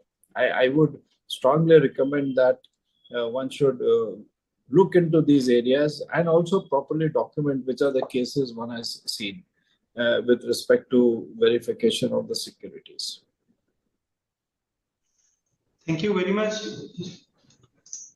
Thank you very much, sir, for the very important point and your insights on the valuation and the validity of the security and your recommendations. Now, I would like to ask a question to the Abhay Kamath, sir. Sir, the next question is, what are the critical elements of loan documentations that auditor must verify, particularly for large values advances, and how should the inconsistencies or deficiencies in documentations be addressed? Over to you, sir. Yeah, this is a big topic, frankly speaking, because documentation per se, as far as this one, possibly one session can be there. Considering the timelines, I think I should run slightly fast, and therefore, please excuse me if at all I'm taking what you can say, I'm going slightly fast. The reason is these documents are most important because on that basis, your claim for loan in the court of law will stand. So documentation from the legal angle, it has to be perfect, legally weighted. So that is definitely there. But whatever documents are there, as an auditor, typically one has to look at the dates also, the date on which the documents are supposed to be executed. That is the first line of the document, wherein the date is placed. Ideally, it should be date not prior to the sanction date. Second thing, when the disbursement has taken place, and accordingly it needs to be seen while executing the documents. If it is partnership firm, company, etc., the proper authorization should be there, proper stamping should be there. The partnership firm loan can be, what you can say, signed by the partner only with the stamp that for so and so firm partner. In case of company, the common seal has to be there. There has to be a proper resolution for person to authorize that particular thing. These are few, what you can say, general requirements as far as the sanctity of signature and the proper decorum of the document.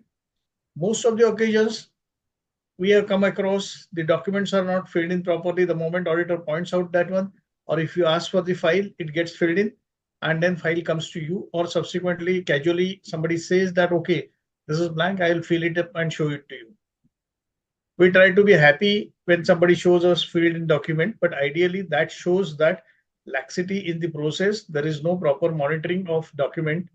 And as an audit, I don't say one has to qualify the report, but I understand one thing, we have got a good instrument in our hand which is called as long form audit report, and where whenever we are giving our observations on the operations of the company or bank, possibly auditor can succinctly mention these aspects, whereby you can point out that yes, there are operational either deficiencies or laxities, and that needs to be taken care of. As sir had mentioned about the time barred documents, typically because of law of limitations, usually documents will get time barred if at all. In case of renewal of facility, term loans, term loans, it is for the term of the loan. But those which are renewable facility and the same documents are used, it should be for 3 years. And therefore, what normally banks do is they have got some document called as acknowledgement of date, and which is normally taken after every 2 years. So that bank is having in its hand the proper acknowledgement of date. Thereby, it is said that the documents gets renewed. In case of security, etc., wherever, which is already dealt by Manoj sir, that is CERSAI registration or proper charge creation has to be there, for which whatever documentation is required, proper receipts or charge notation, etc., that should be there. Usually what happens is whenever security gets changed, the discharge of security, charge, and creation of new charge is the most important thing. So as a bank, naturally, as an auditor, we are more concerned about creation of charge on additional security. But at the same time, we have to see that whether the satisfaction of charge is also done, because typically in the present scenario, if at all it is not done within 6 months of the period, then one has to go to NCLT to vacate that charge. And therefore, as a bank, even bank has to insist on that one. Typical argument against this particular thing is bank has got additional security wherein charge is registered. Why should you insist on vacating the charge if at all I have released particular security? But okay, one has to deal it in the general public interest for this particular aspect. Custody of document is another big question, because typically what happens, how the documents are stored and whether they are stored properly or not, that also as a matter of audit one need to see. Title deeds, whether the person is having proper title or not, whatever security is offered, whether that is correct or is it mortgageable security, because you cannot have any public place as the security. And therefore one has to take care that ownership of the person concerned gets established. He has got proper authority to give this security against particular loan or not. Sometimes what happens, these documents nowadays in case of banks, the documents are kept at one place because it's a functional branch operations, and therefore they call it CPRC or so, and these documents are there. So wherever you are there, just inquire first with the bank where the documents will be available for particular loan accounts which are being dealt at a particular branch. If they are at some other location, then ensure that proper appointment is taken, and before that one, your review of those accounts, files, etc., that gets completed before you go for verification of documents. Because otherwise, without looking at the file or accounts operations, and if you go to see only documents, possibly it will be futile because you don't have the background for that one. And therefore, one need to do all its desk study, or whatever things are there at the branch level, and then go for verification of documents accordingly. Whenever I'm going for document verification which is stored at some other location, it is better to go through even the accounts operation of that particular account so that you get to know so many things. So it's a combined efforts. So typically when we do advances, normally it is said that what is the short name for that one? That is, some people say those who like soda, or dosa, those who like dosa. What is that? Say for example, soda is sanctioning process, operations, documentation, and appraisal. So these are the aspects one has to see as far as the overall large advances scrutiny is concerned, and one has to go having observations on that particular thing reported in your report. Yeah, that's the thing.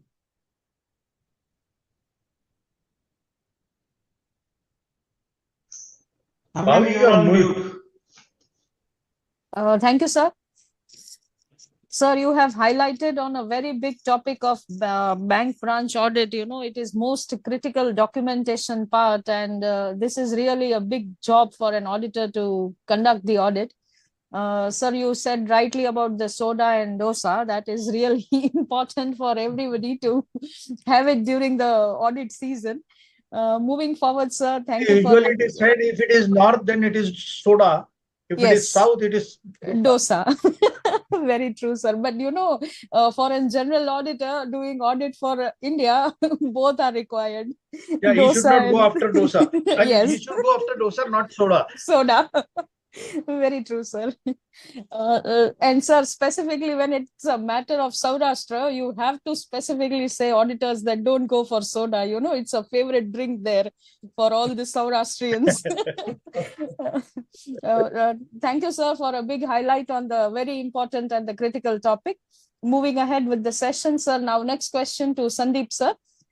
Sir, how can the auditors effectively monitor and verify the end user of funds disbursed as the advances, particularly in the cases of term loans and working capital facilities? So I would say end use Yes, sir. has been really a worrisome factor to regulators also. In fact, there was a good amount of debate in the last seminar also with RBI. End use is something which really needs to be enhanced from the monitoring perspective.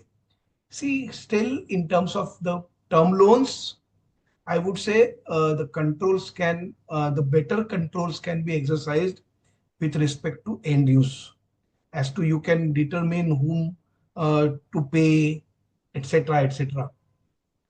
The worrisome factor is with respect to working capital. And over there, I would say it's our auditor's judgment, our experience with respect to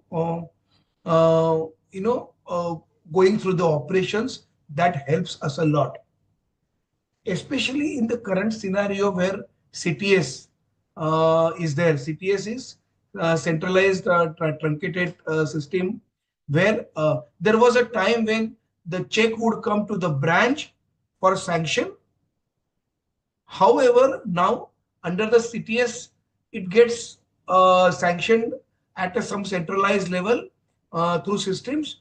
As long as there are sufficient credits available, it passes. And therefore, quite a few times, even branch manager is helpless because certain checks get passed without, it could get passed without his attention, unless there is some suspicion raised by the CTS team and they ask talk to the branch manager. Having said that, this particular aspect, which is worrisome, as an auditor, how we could look at, see, if you simply come up with this account statement, say for a year, not 1 month or few transactions.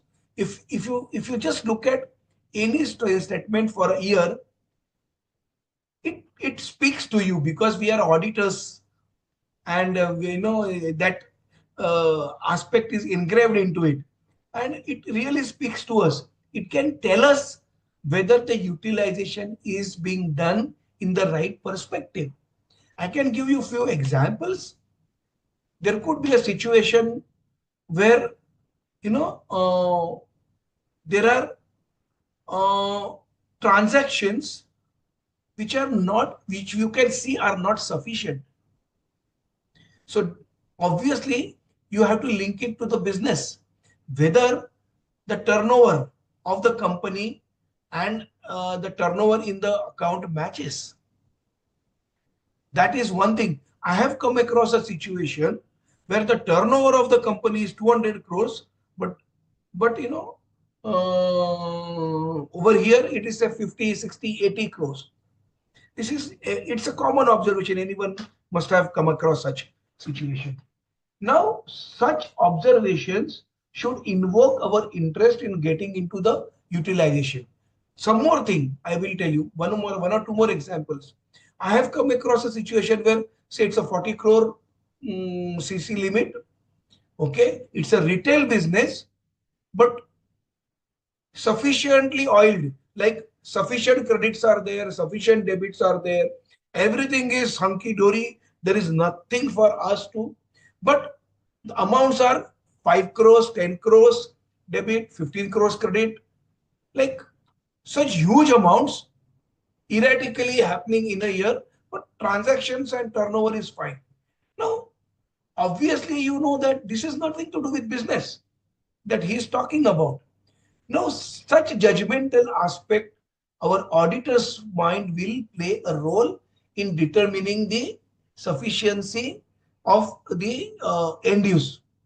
And such aspect will invoke the questions. So there is no direct answer to this question, but these are some of the aspects that if we are able to, like CTS system, if we know how it can, jeopardize the interest in terms of the end use, then when it actually going through the bank statements, you will see that erratic movements. All this will tell you whether account is being utilized properly and the end use is going at the right direction. So it's more judgmental, but some of these key points must be known to us. Thank you very much, sir, for the very critical and very common points observed during this audit. Sir, the very well point we have raised. Sir, I want to like to have your opinion. Will you mark this transaction as red flag transaction? In your opinion, let's say if you have seen that this fund have been misused or used have been diversely, then will you report according to you in red flag? Sandeep sir? Sorry?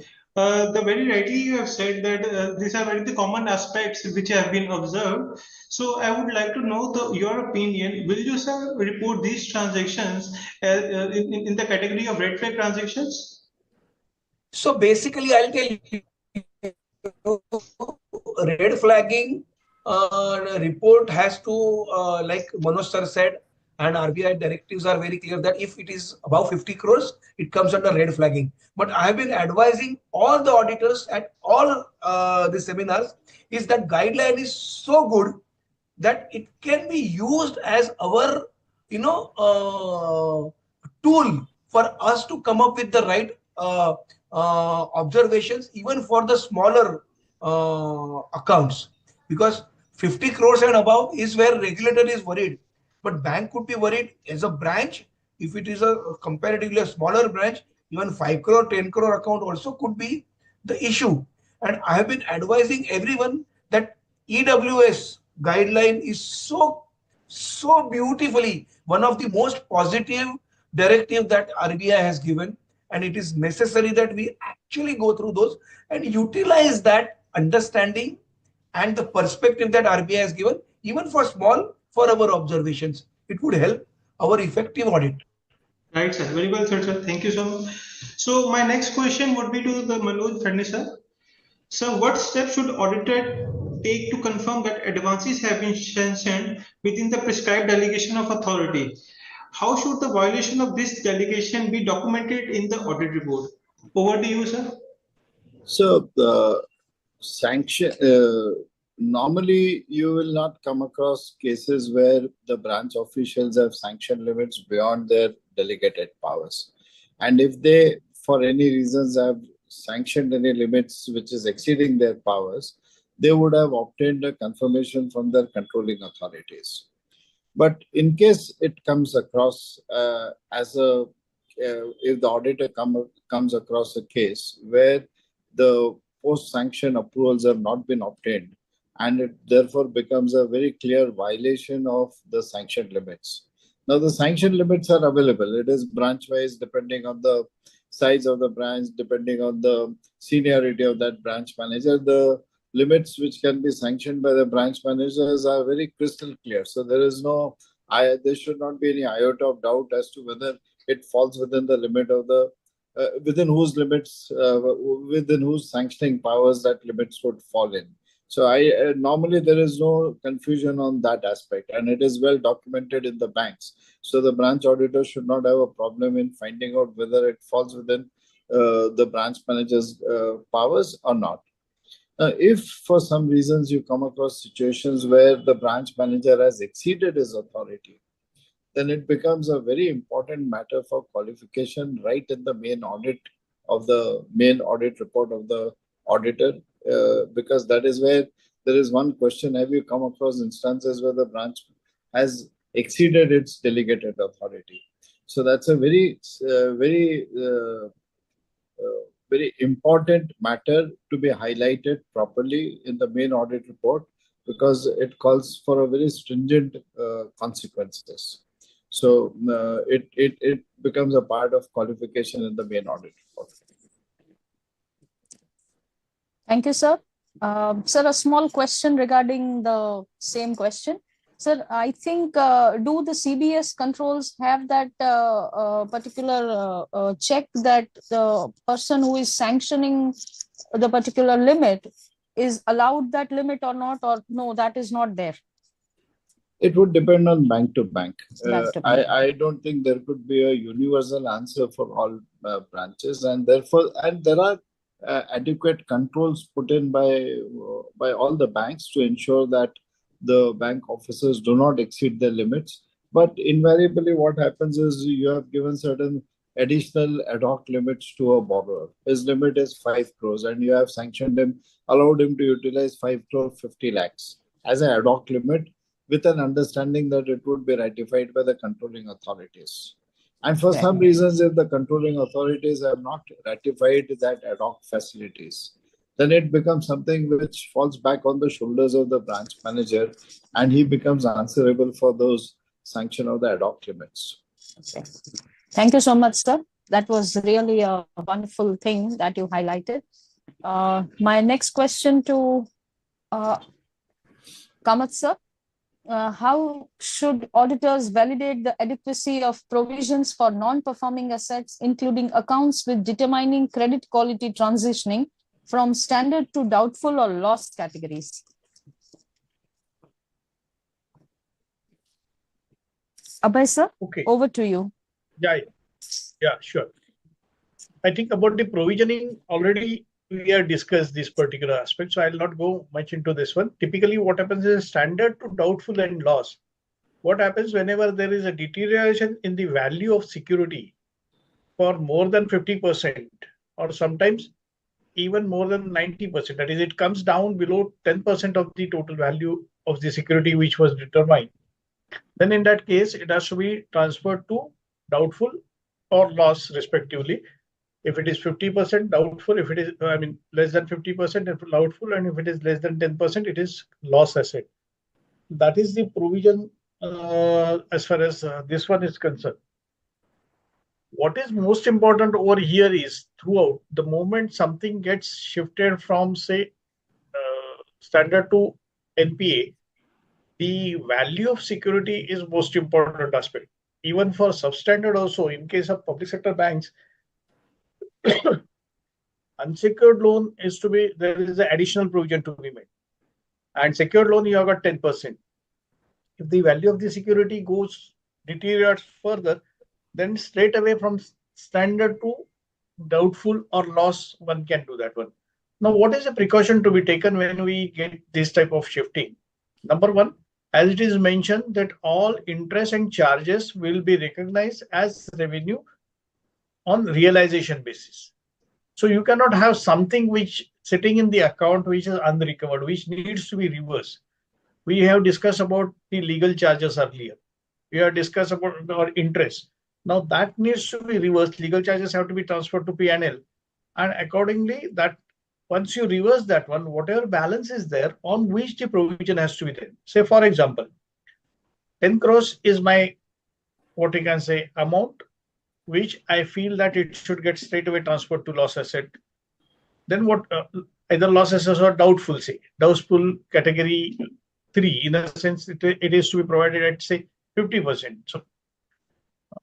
So then in that case, what one has to do is, really speaking, the interest element which is unrecovered, say 1 crore, that needs to be reversed, and on balance 9 crore, you have to make the appropriate provision on the basis of the percentage which is determined or prescribed. So typically, interest reversal has to be there, which is going to impact your profit and loss account at the branch. And as far as the provision is concerned, provision usually you suggest it at the head office level, for head office level to carry it out. And therefore the MOC for reversal of interest will come at the branch level. And there will be another thing, which is classification error and provisioning. That will be another MOC, that is memorandum of changes, which will be there separately for classification error. So such type of thing or nitty-gritties has to be taken care of while we finalize on the memorandum of changes. Yeah, that's all from my side. Okay, thank Of you. course, if there is any question, you are most welcome. Yes. Thank you, sir. Now I would like to ask question to Sandeep, sir. How should the auditor systematically verify the adequacy and the completeness of GST related documentations, such as invoices, return, and payment challans, to ensure the compliance with the applicable GST laws? Over to you, Sandeep, sir. Yeah. So I'm sure all our fellow members are experts as far as this subject is concerned. So, however, since you have asked me a question, see, as far as the branch audit is concerned, I would say slowly, all the banks have done away with this aspect of GST return from the branch. And in most of the cases, it would get consolidated at the zonal level, one zone of the entire state. That is how it gets. So in 90% of the case or 98% of the time, such a question will not arise as far as the branch audit is concerned. However, while looking at the standards of control with respect to turnover, whether the turnover is matching, the credits are matching, one of the important aspects at the branch level that may have to be looked at, okay, because that is something which goes from branch to the zone office, even for the purpose of consolidation, and that is RCMs, especially on the legal and terms, etc., wherein the self invoice has to be generated. Unless that self invoice is not generated, the credits are not given. So this is a very crucial aspect, because that is one activity which has to be conducted at the branch level.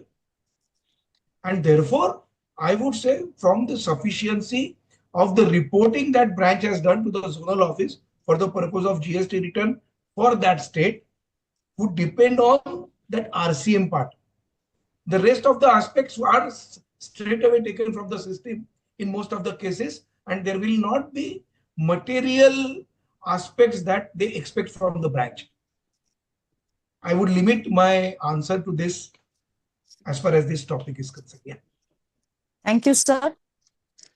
Sir, the main reason of putting this question forward was, the changes that are happening in GST makes all the auditors to think that once it has to be taken care of, every expert has to again and again think over GST, Yeah. But however, for branch audit purposes, it is something which is a non-issue, I would say. Yes, not a prioritized issue, rather than the other one which are posing all the day. Yeah.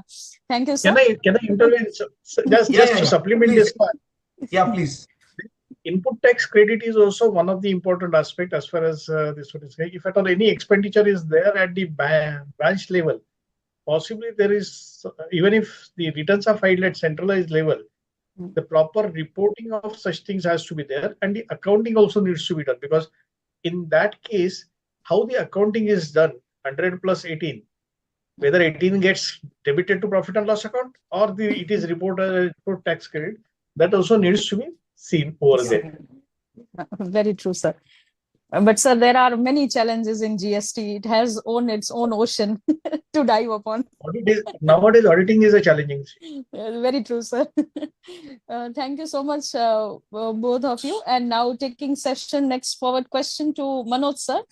What are the factors that to be considered before including memorandum of changes, MOC, including audit documentation for future overview or for defense? So if you see Sir, that, just a minute, sir. So sorry to interrupt. Actually, yeah, the time is past 6, but I know we've just completed 2/3 of the questions, 1/3 are still left. And for the benefit of the participants, if the panelists and the moderators agree, we can continue. But with a catch that let us have it as a rapid fire so that we are able to close in the next 15 or 20 minutes. That is my earnest request to everybody. We would not want to deprive our members of the knowledge, the expert knowledge that our panelists have, but at the same time, considering the time, my request would be let's have it a rapid fire sort of a thing. Thanks. Sorry for this, sir. Sorry for that. No, I fully appreciate the time constraints. One To answer this question. One suggestion, sir. Few questions are there now that whatever listed questions are there, it is one after another. Instead of that one, if we club all these questions together for one speaker and he gives in 5 minutes all these answers. Sure. Sir. I thought it will save our time. I leave it to the wisdom of the panelists because they have to respond. So whatever is their comfort, I am okay with it, sir. Like I said, my objective is not to deprive anybody, but yes, Fadnis sir, whatever way you feel comfortable. Okay, that's a good suggestion. So very quickly to wrap up the questions which are considered, including this one on memorandum of changes. That tool which was displayed earlier made a very significant point that in case of many of the banks, the memorandum of changes are given online, and that documentation may not remain with the auditor in the proper manner. So if you include those information in that memorandum of changes tab as given in that tool, and if for some reasons one is not using that tab, but that tool, then one would need to document it properly. But the important part is the memorandum of changes should not be given just for the sake of giving a MOC. MOC is a very important aspect. And if the auditor feels that there are mistakes, there are errors, and that requires to be carried out, then of course the auditor is free to give the MOC basis his decision. So that is one aspect which I would like to say. Second is the other aspect which was made out is reliance placed on various systems at the banks, since they cannot be independently tested for the logic and functionality of these systems. So I think we have discussed this in the earlier part that while the IT audit is carried out centrally and the branch auditor is not really required to give any assertion with respect to the functionality of the system which is there, but suffice to say that these are matters which are not really in the domain of the branch auditor, and therefore the branch auditor is entitled to rely on the systems which have been provided at the bank. But of course, if there are other than the systems like the CBS system, there are other, say, any add-on softwares being used by the branch, then one needs to be very careful and see that they are not, because they are not centrally tested softwares, there could be bugs, there could be mistakes arising out of those local softwares, and therefore one needs to be careful before using or relying on any output generated from a system which is not centrally approved by the bank. And finally, with respect to internal financial control over financial reporting issues at the branch level, it is more of a testing of the controls. And the controls would involve the physical access at the bank with respect to cash handling, cash operations at the bank, the entire procedures with respect to advances being given and deposits being taken. So when the answers to the long form audit report questions are being given, so for that you actually need to test the controls. And when you're testing the controls, you're testing the controls in a way with respect to IFC OFR. And that, to my mind, would suffice if they are properly documented as part of testing the controls and not just part of the substantive testing which is there for the purposes of giving the LFAR answers. So that is at my end. If there is any other question which I have left out, kindly point out to me. I am very thankful to the our honorable council members and very excellently moderated by the two moderators. Thank you so Thank you, much. sir. Thank you so much, sir, Manu sir, for summarizing it in a short span of time and considering the request of the members. Sir, I would like to ask a question to Abhay Kamath, sir. I'm summarizing the 2 to 3 questions, right, sir? So my first question to you is, how are the observations raised by the branch auditors considered by SCA at the head office? Is there a mechanism in place to ensure that necessary actions have been taken by the SCAs? This is my first question, and my second question to you is, sir, how should the auditor verify the proper classifications and disclosure of other liabilities in the financial statements? What specific steps should be taken to identify the misclassifications or errors? Over to you, sir. Yeah, thank you. Basically, as far as memorandum of changes are concerned, they are taken care at the central office level by the central statutory auditors. Normally, it is felt that whether central statutory taken cognizance of my memorandum of changes or not, this is a concern in the branch auditor's mind. But usually at the central office level, there is a register of memorandum of changes, and everywhere, whether it is accepted or not accepted, that mention is done. Sometimes it so happens that possibly the MOC which is passed is not necessarily correct, because the facts understood by the auditors, they are different as compared to the facts on the records, and therefore or sometimes insufficient information is available at the branch level, and therefore such MOCs are there. Second aspect is what one has to take care is what we suggest as account to be debited and what we suggest as account to be credited, or increase or decrease. The appropriate account has to be there.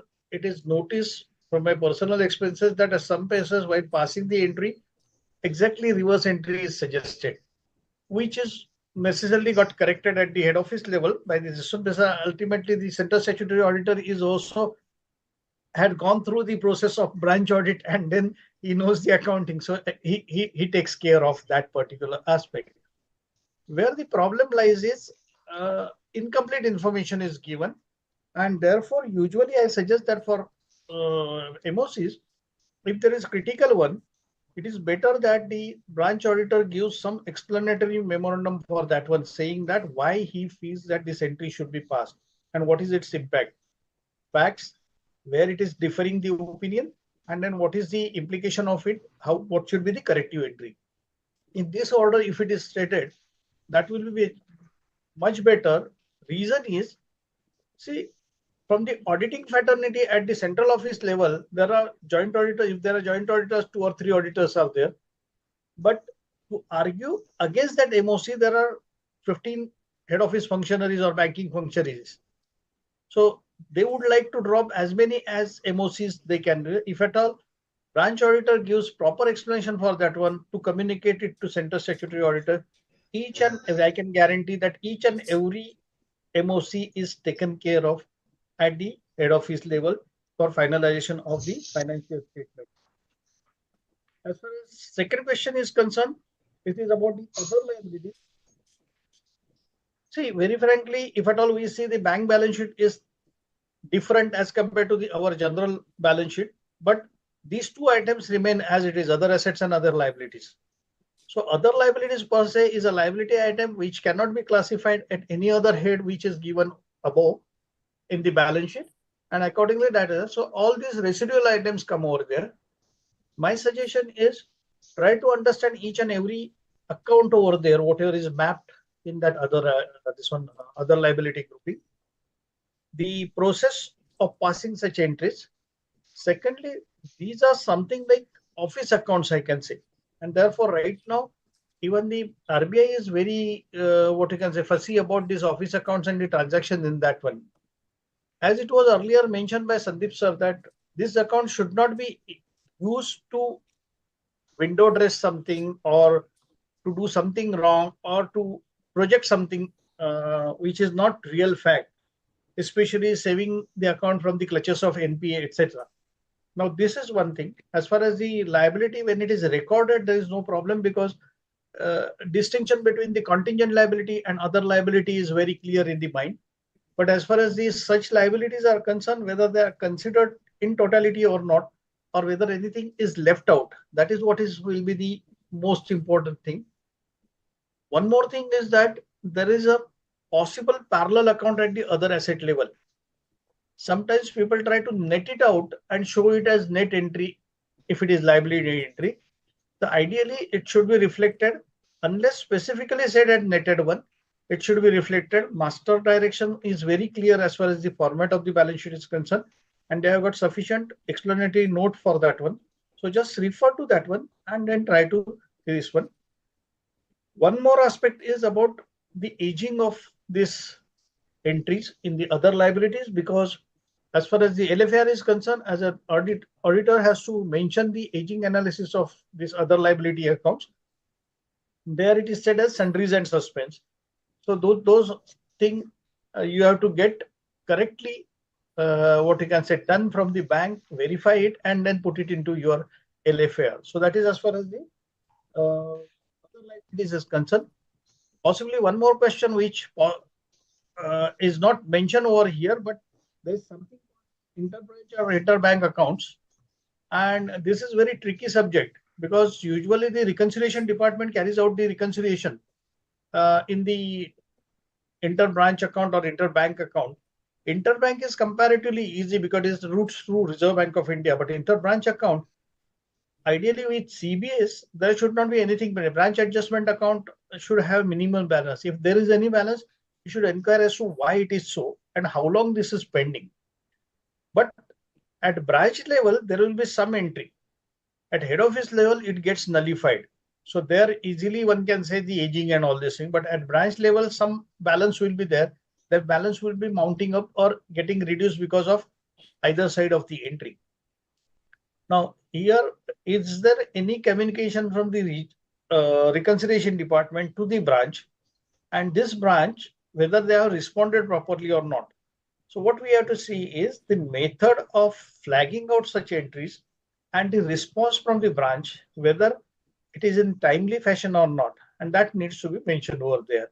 So as far as the pendency is concerned, if you find any entry which is of significance important, at least highlight that one in your communication to the Central Statutory Auditor, so that it can be taken care at the head office level.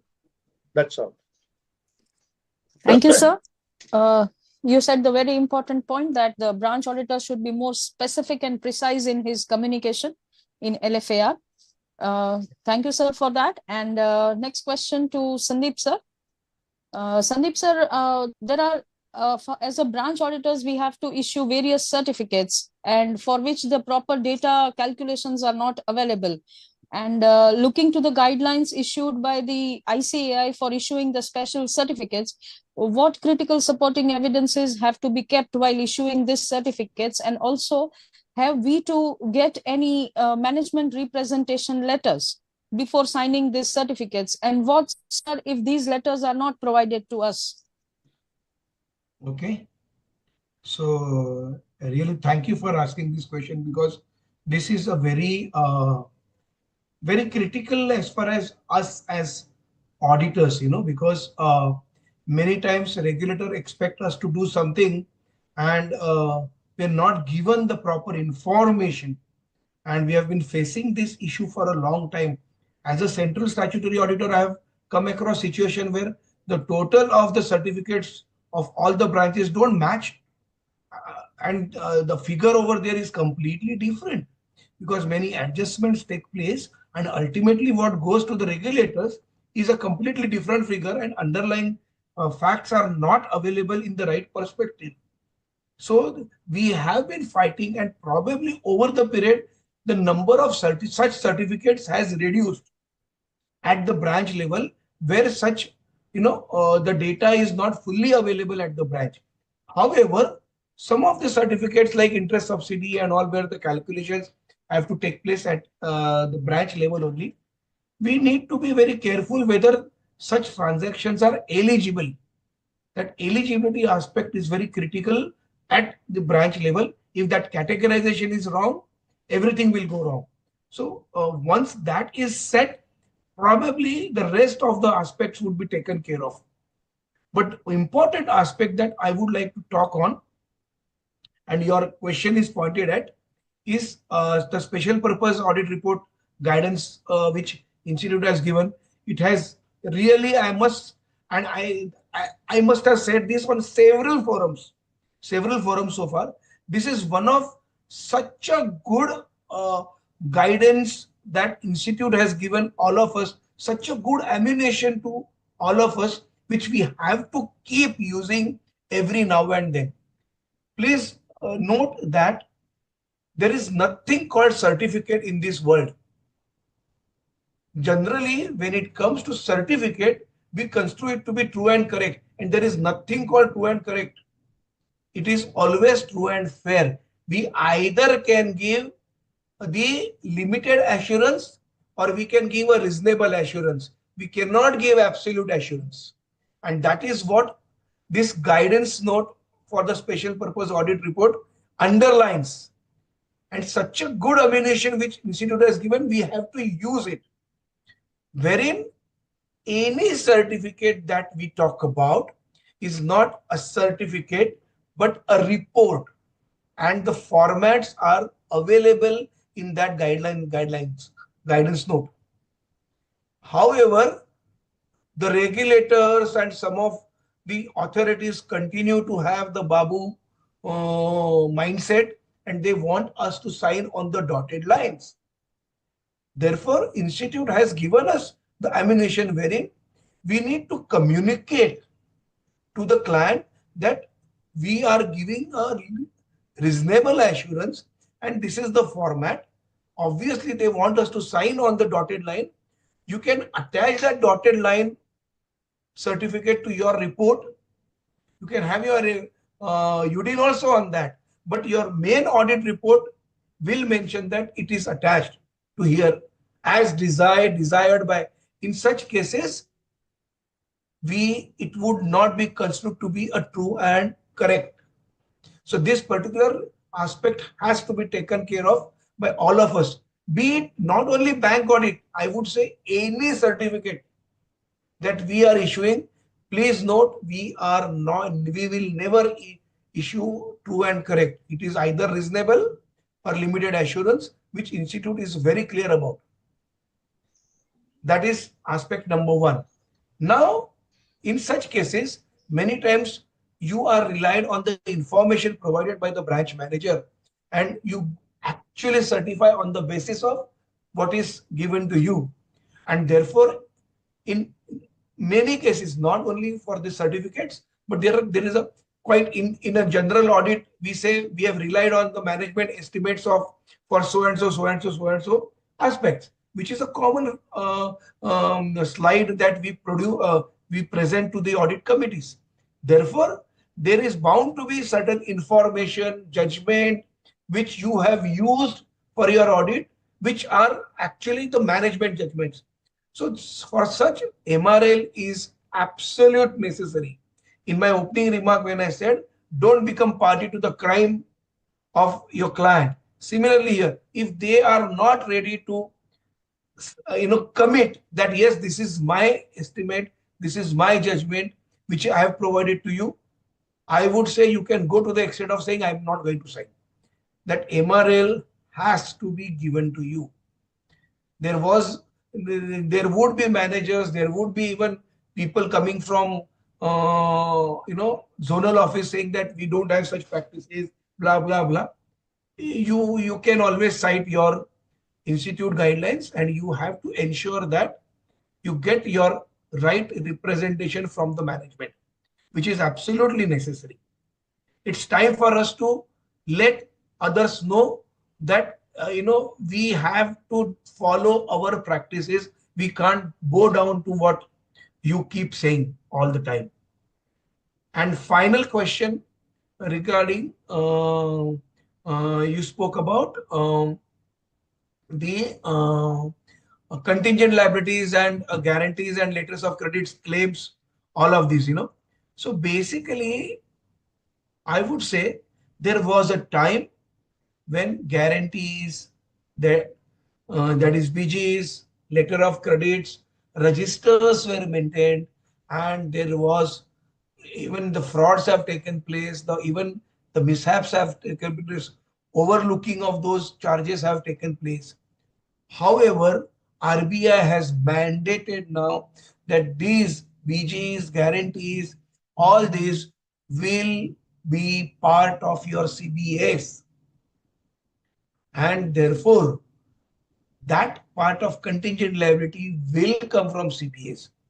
What remains now at the branch level is only the hedging which your client may have done. The certificates that you certify on the basis of information provided by the various borrowers, wherein you will take MRL, and that particular certification is very clear that it's a non-committal certificate basically from our side that we try to issue, that it is only a collation of the data which is given to us, and it is not our audited figure. So from that perspective, we are safeguarded.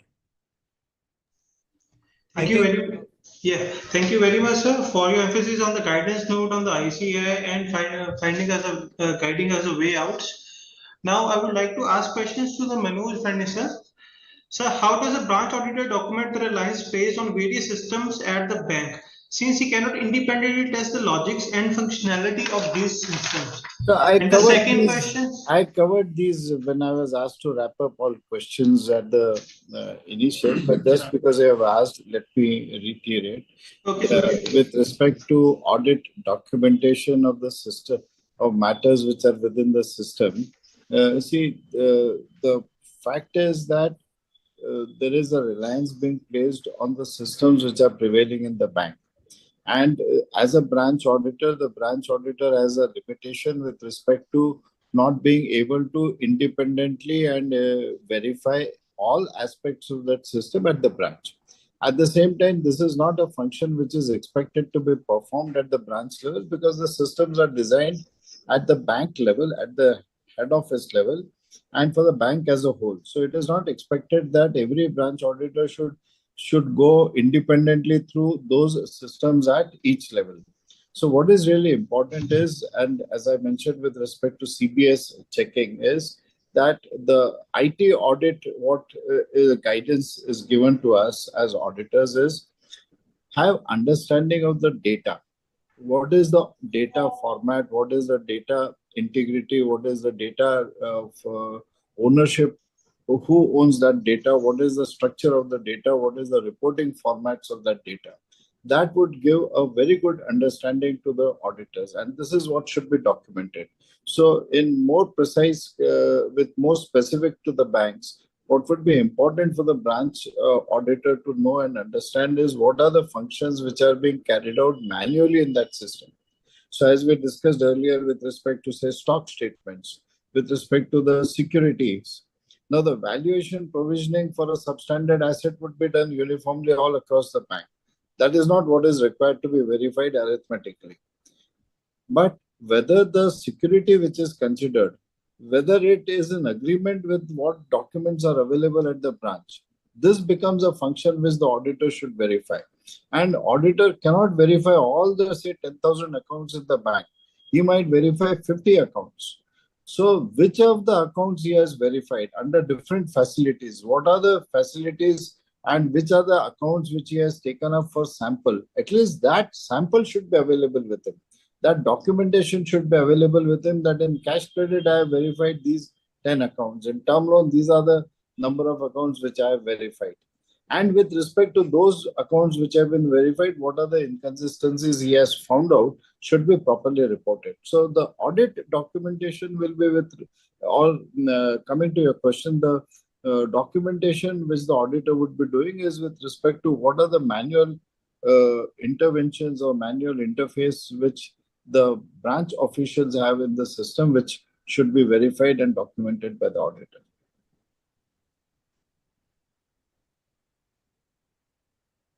Nidhi madam आप mute पर है.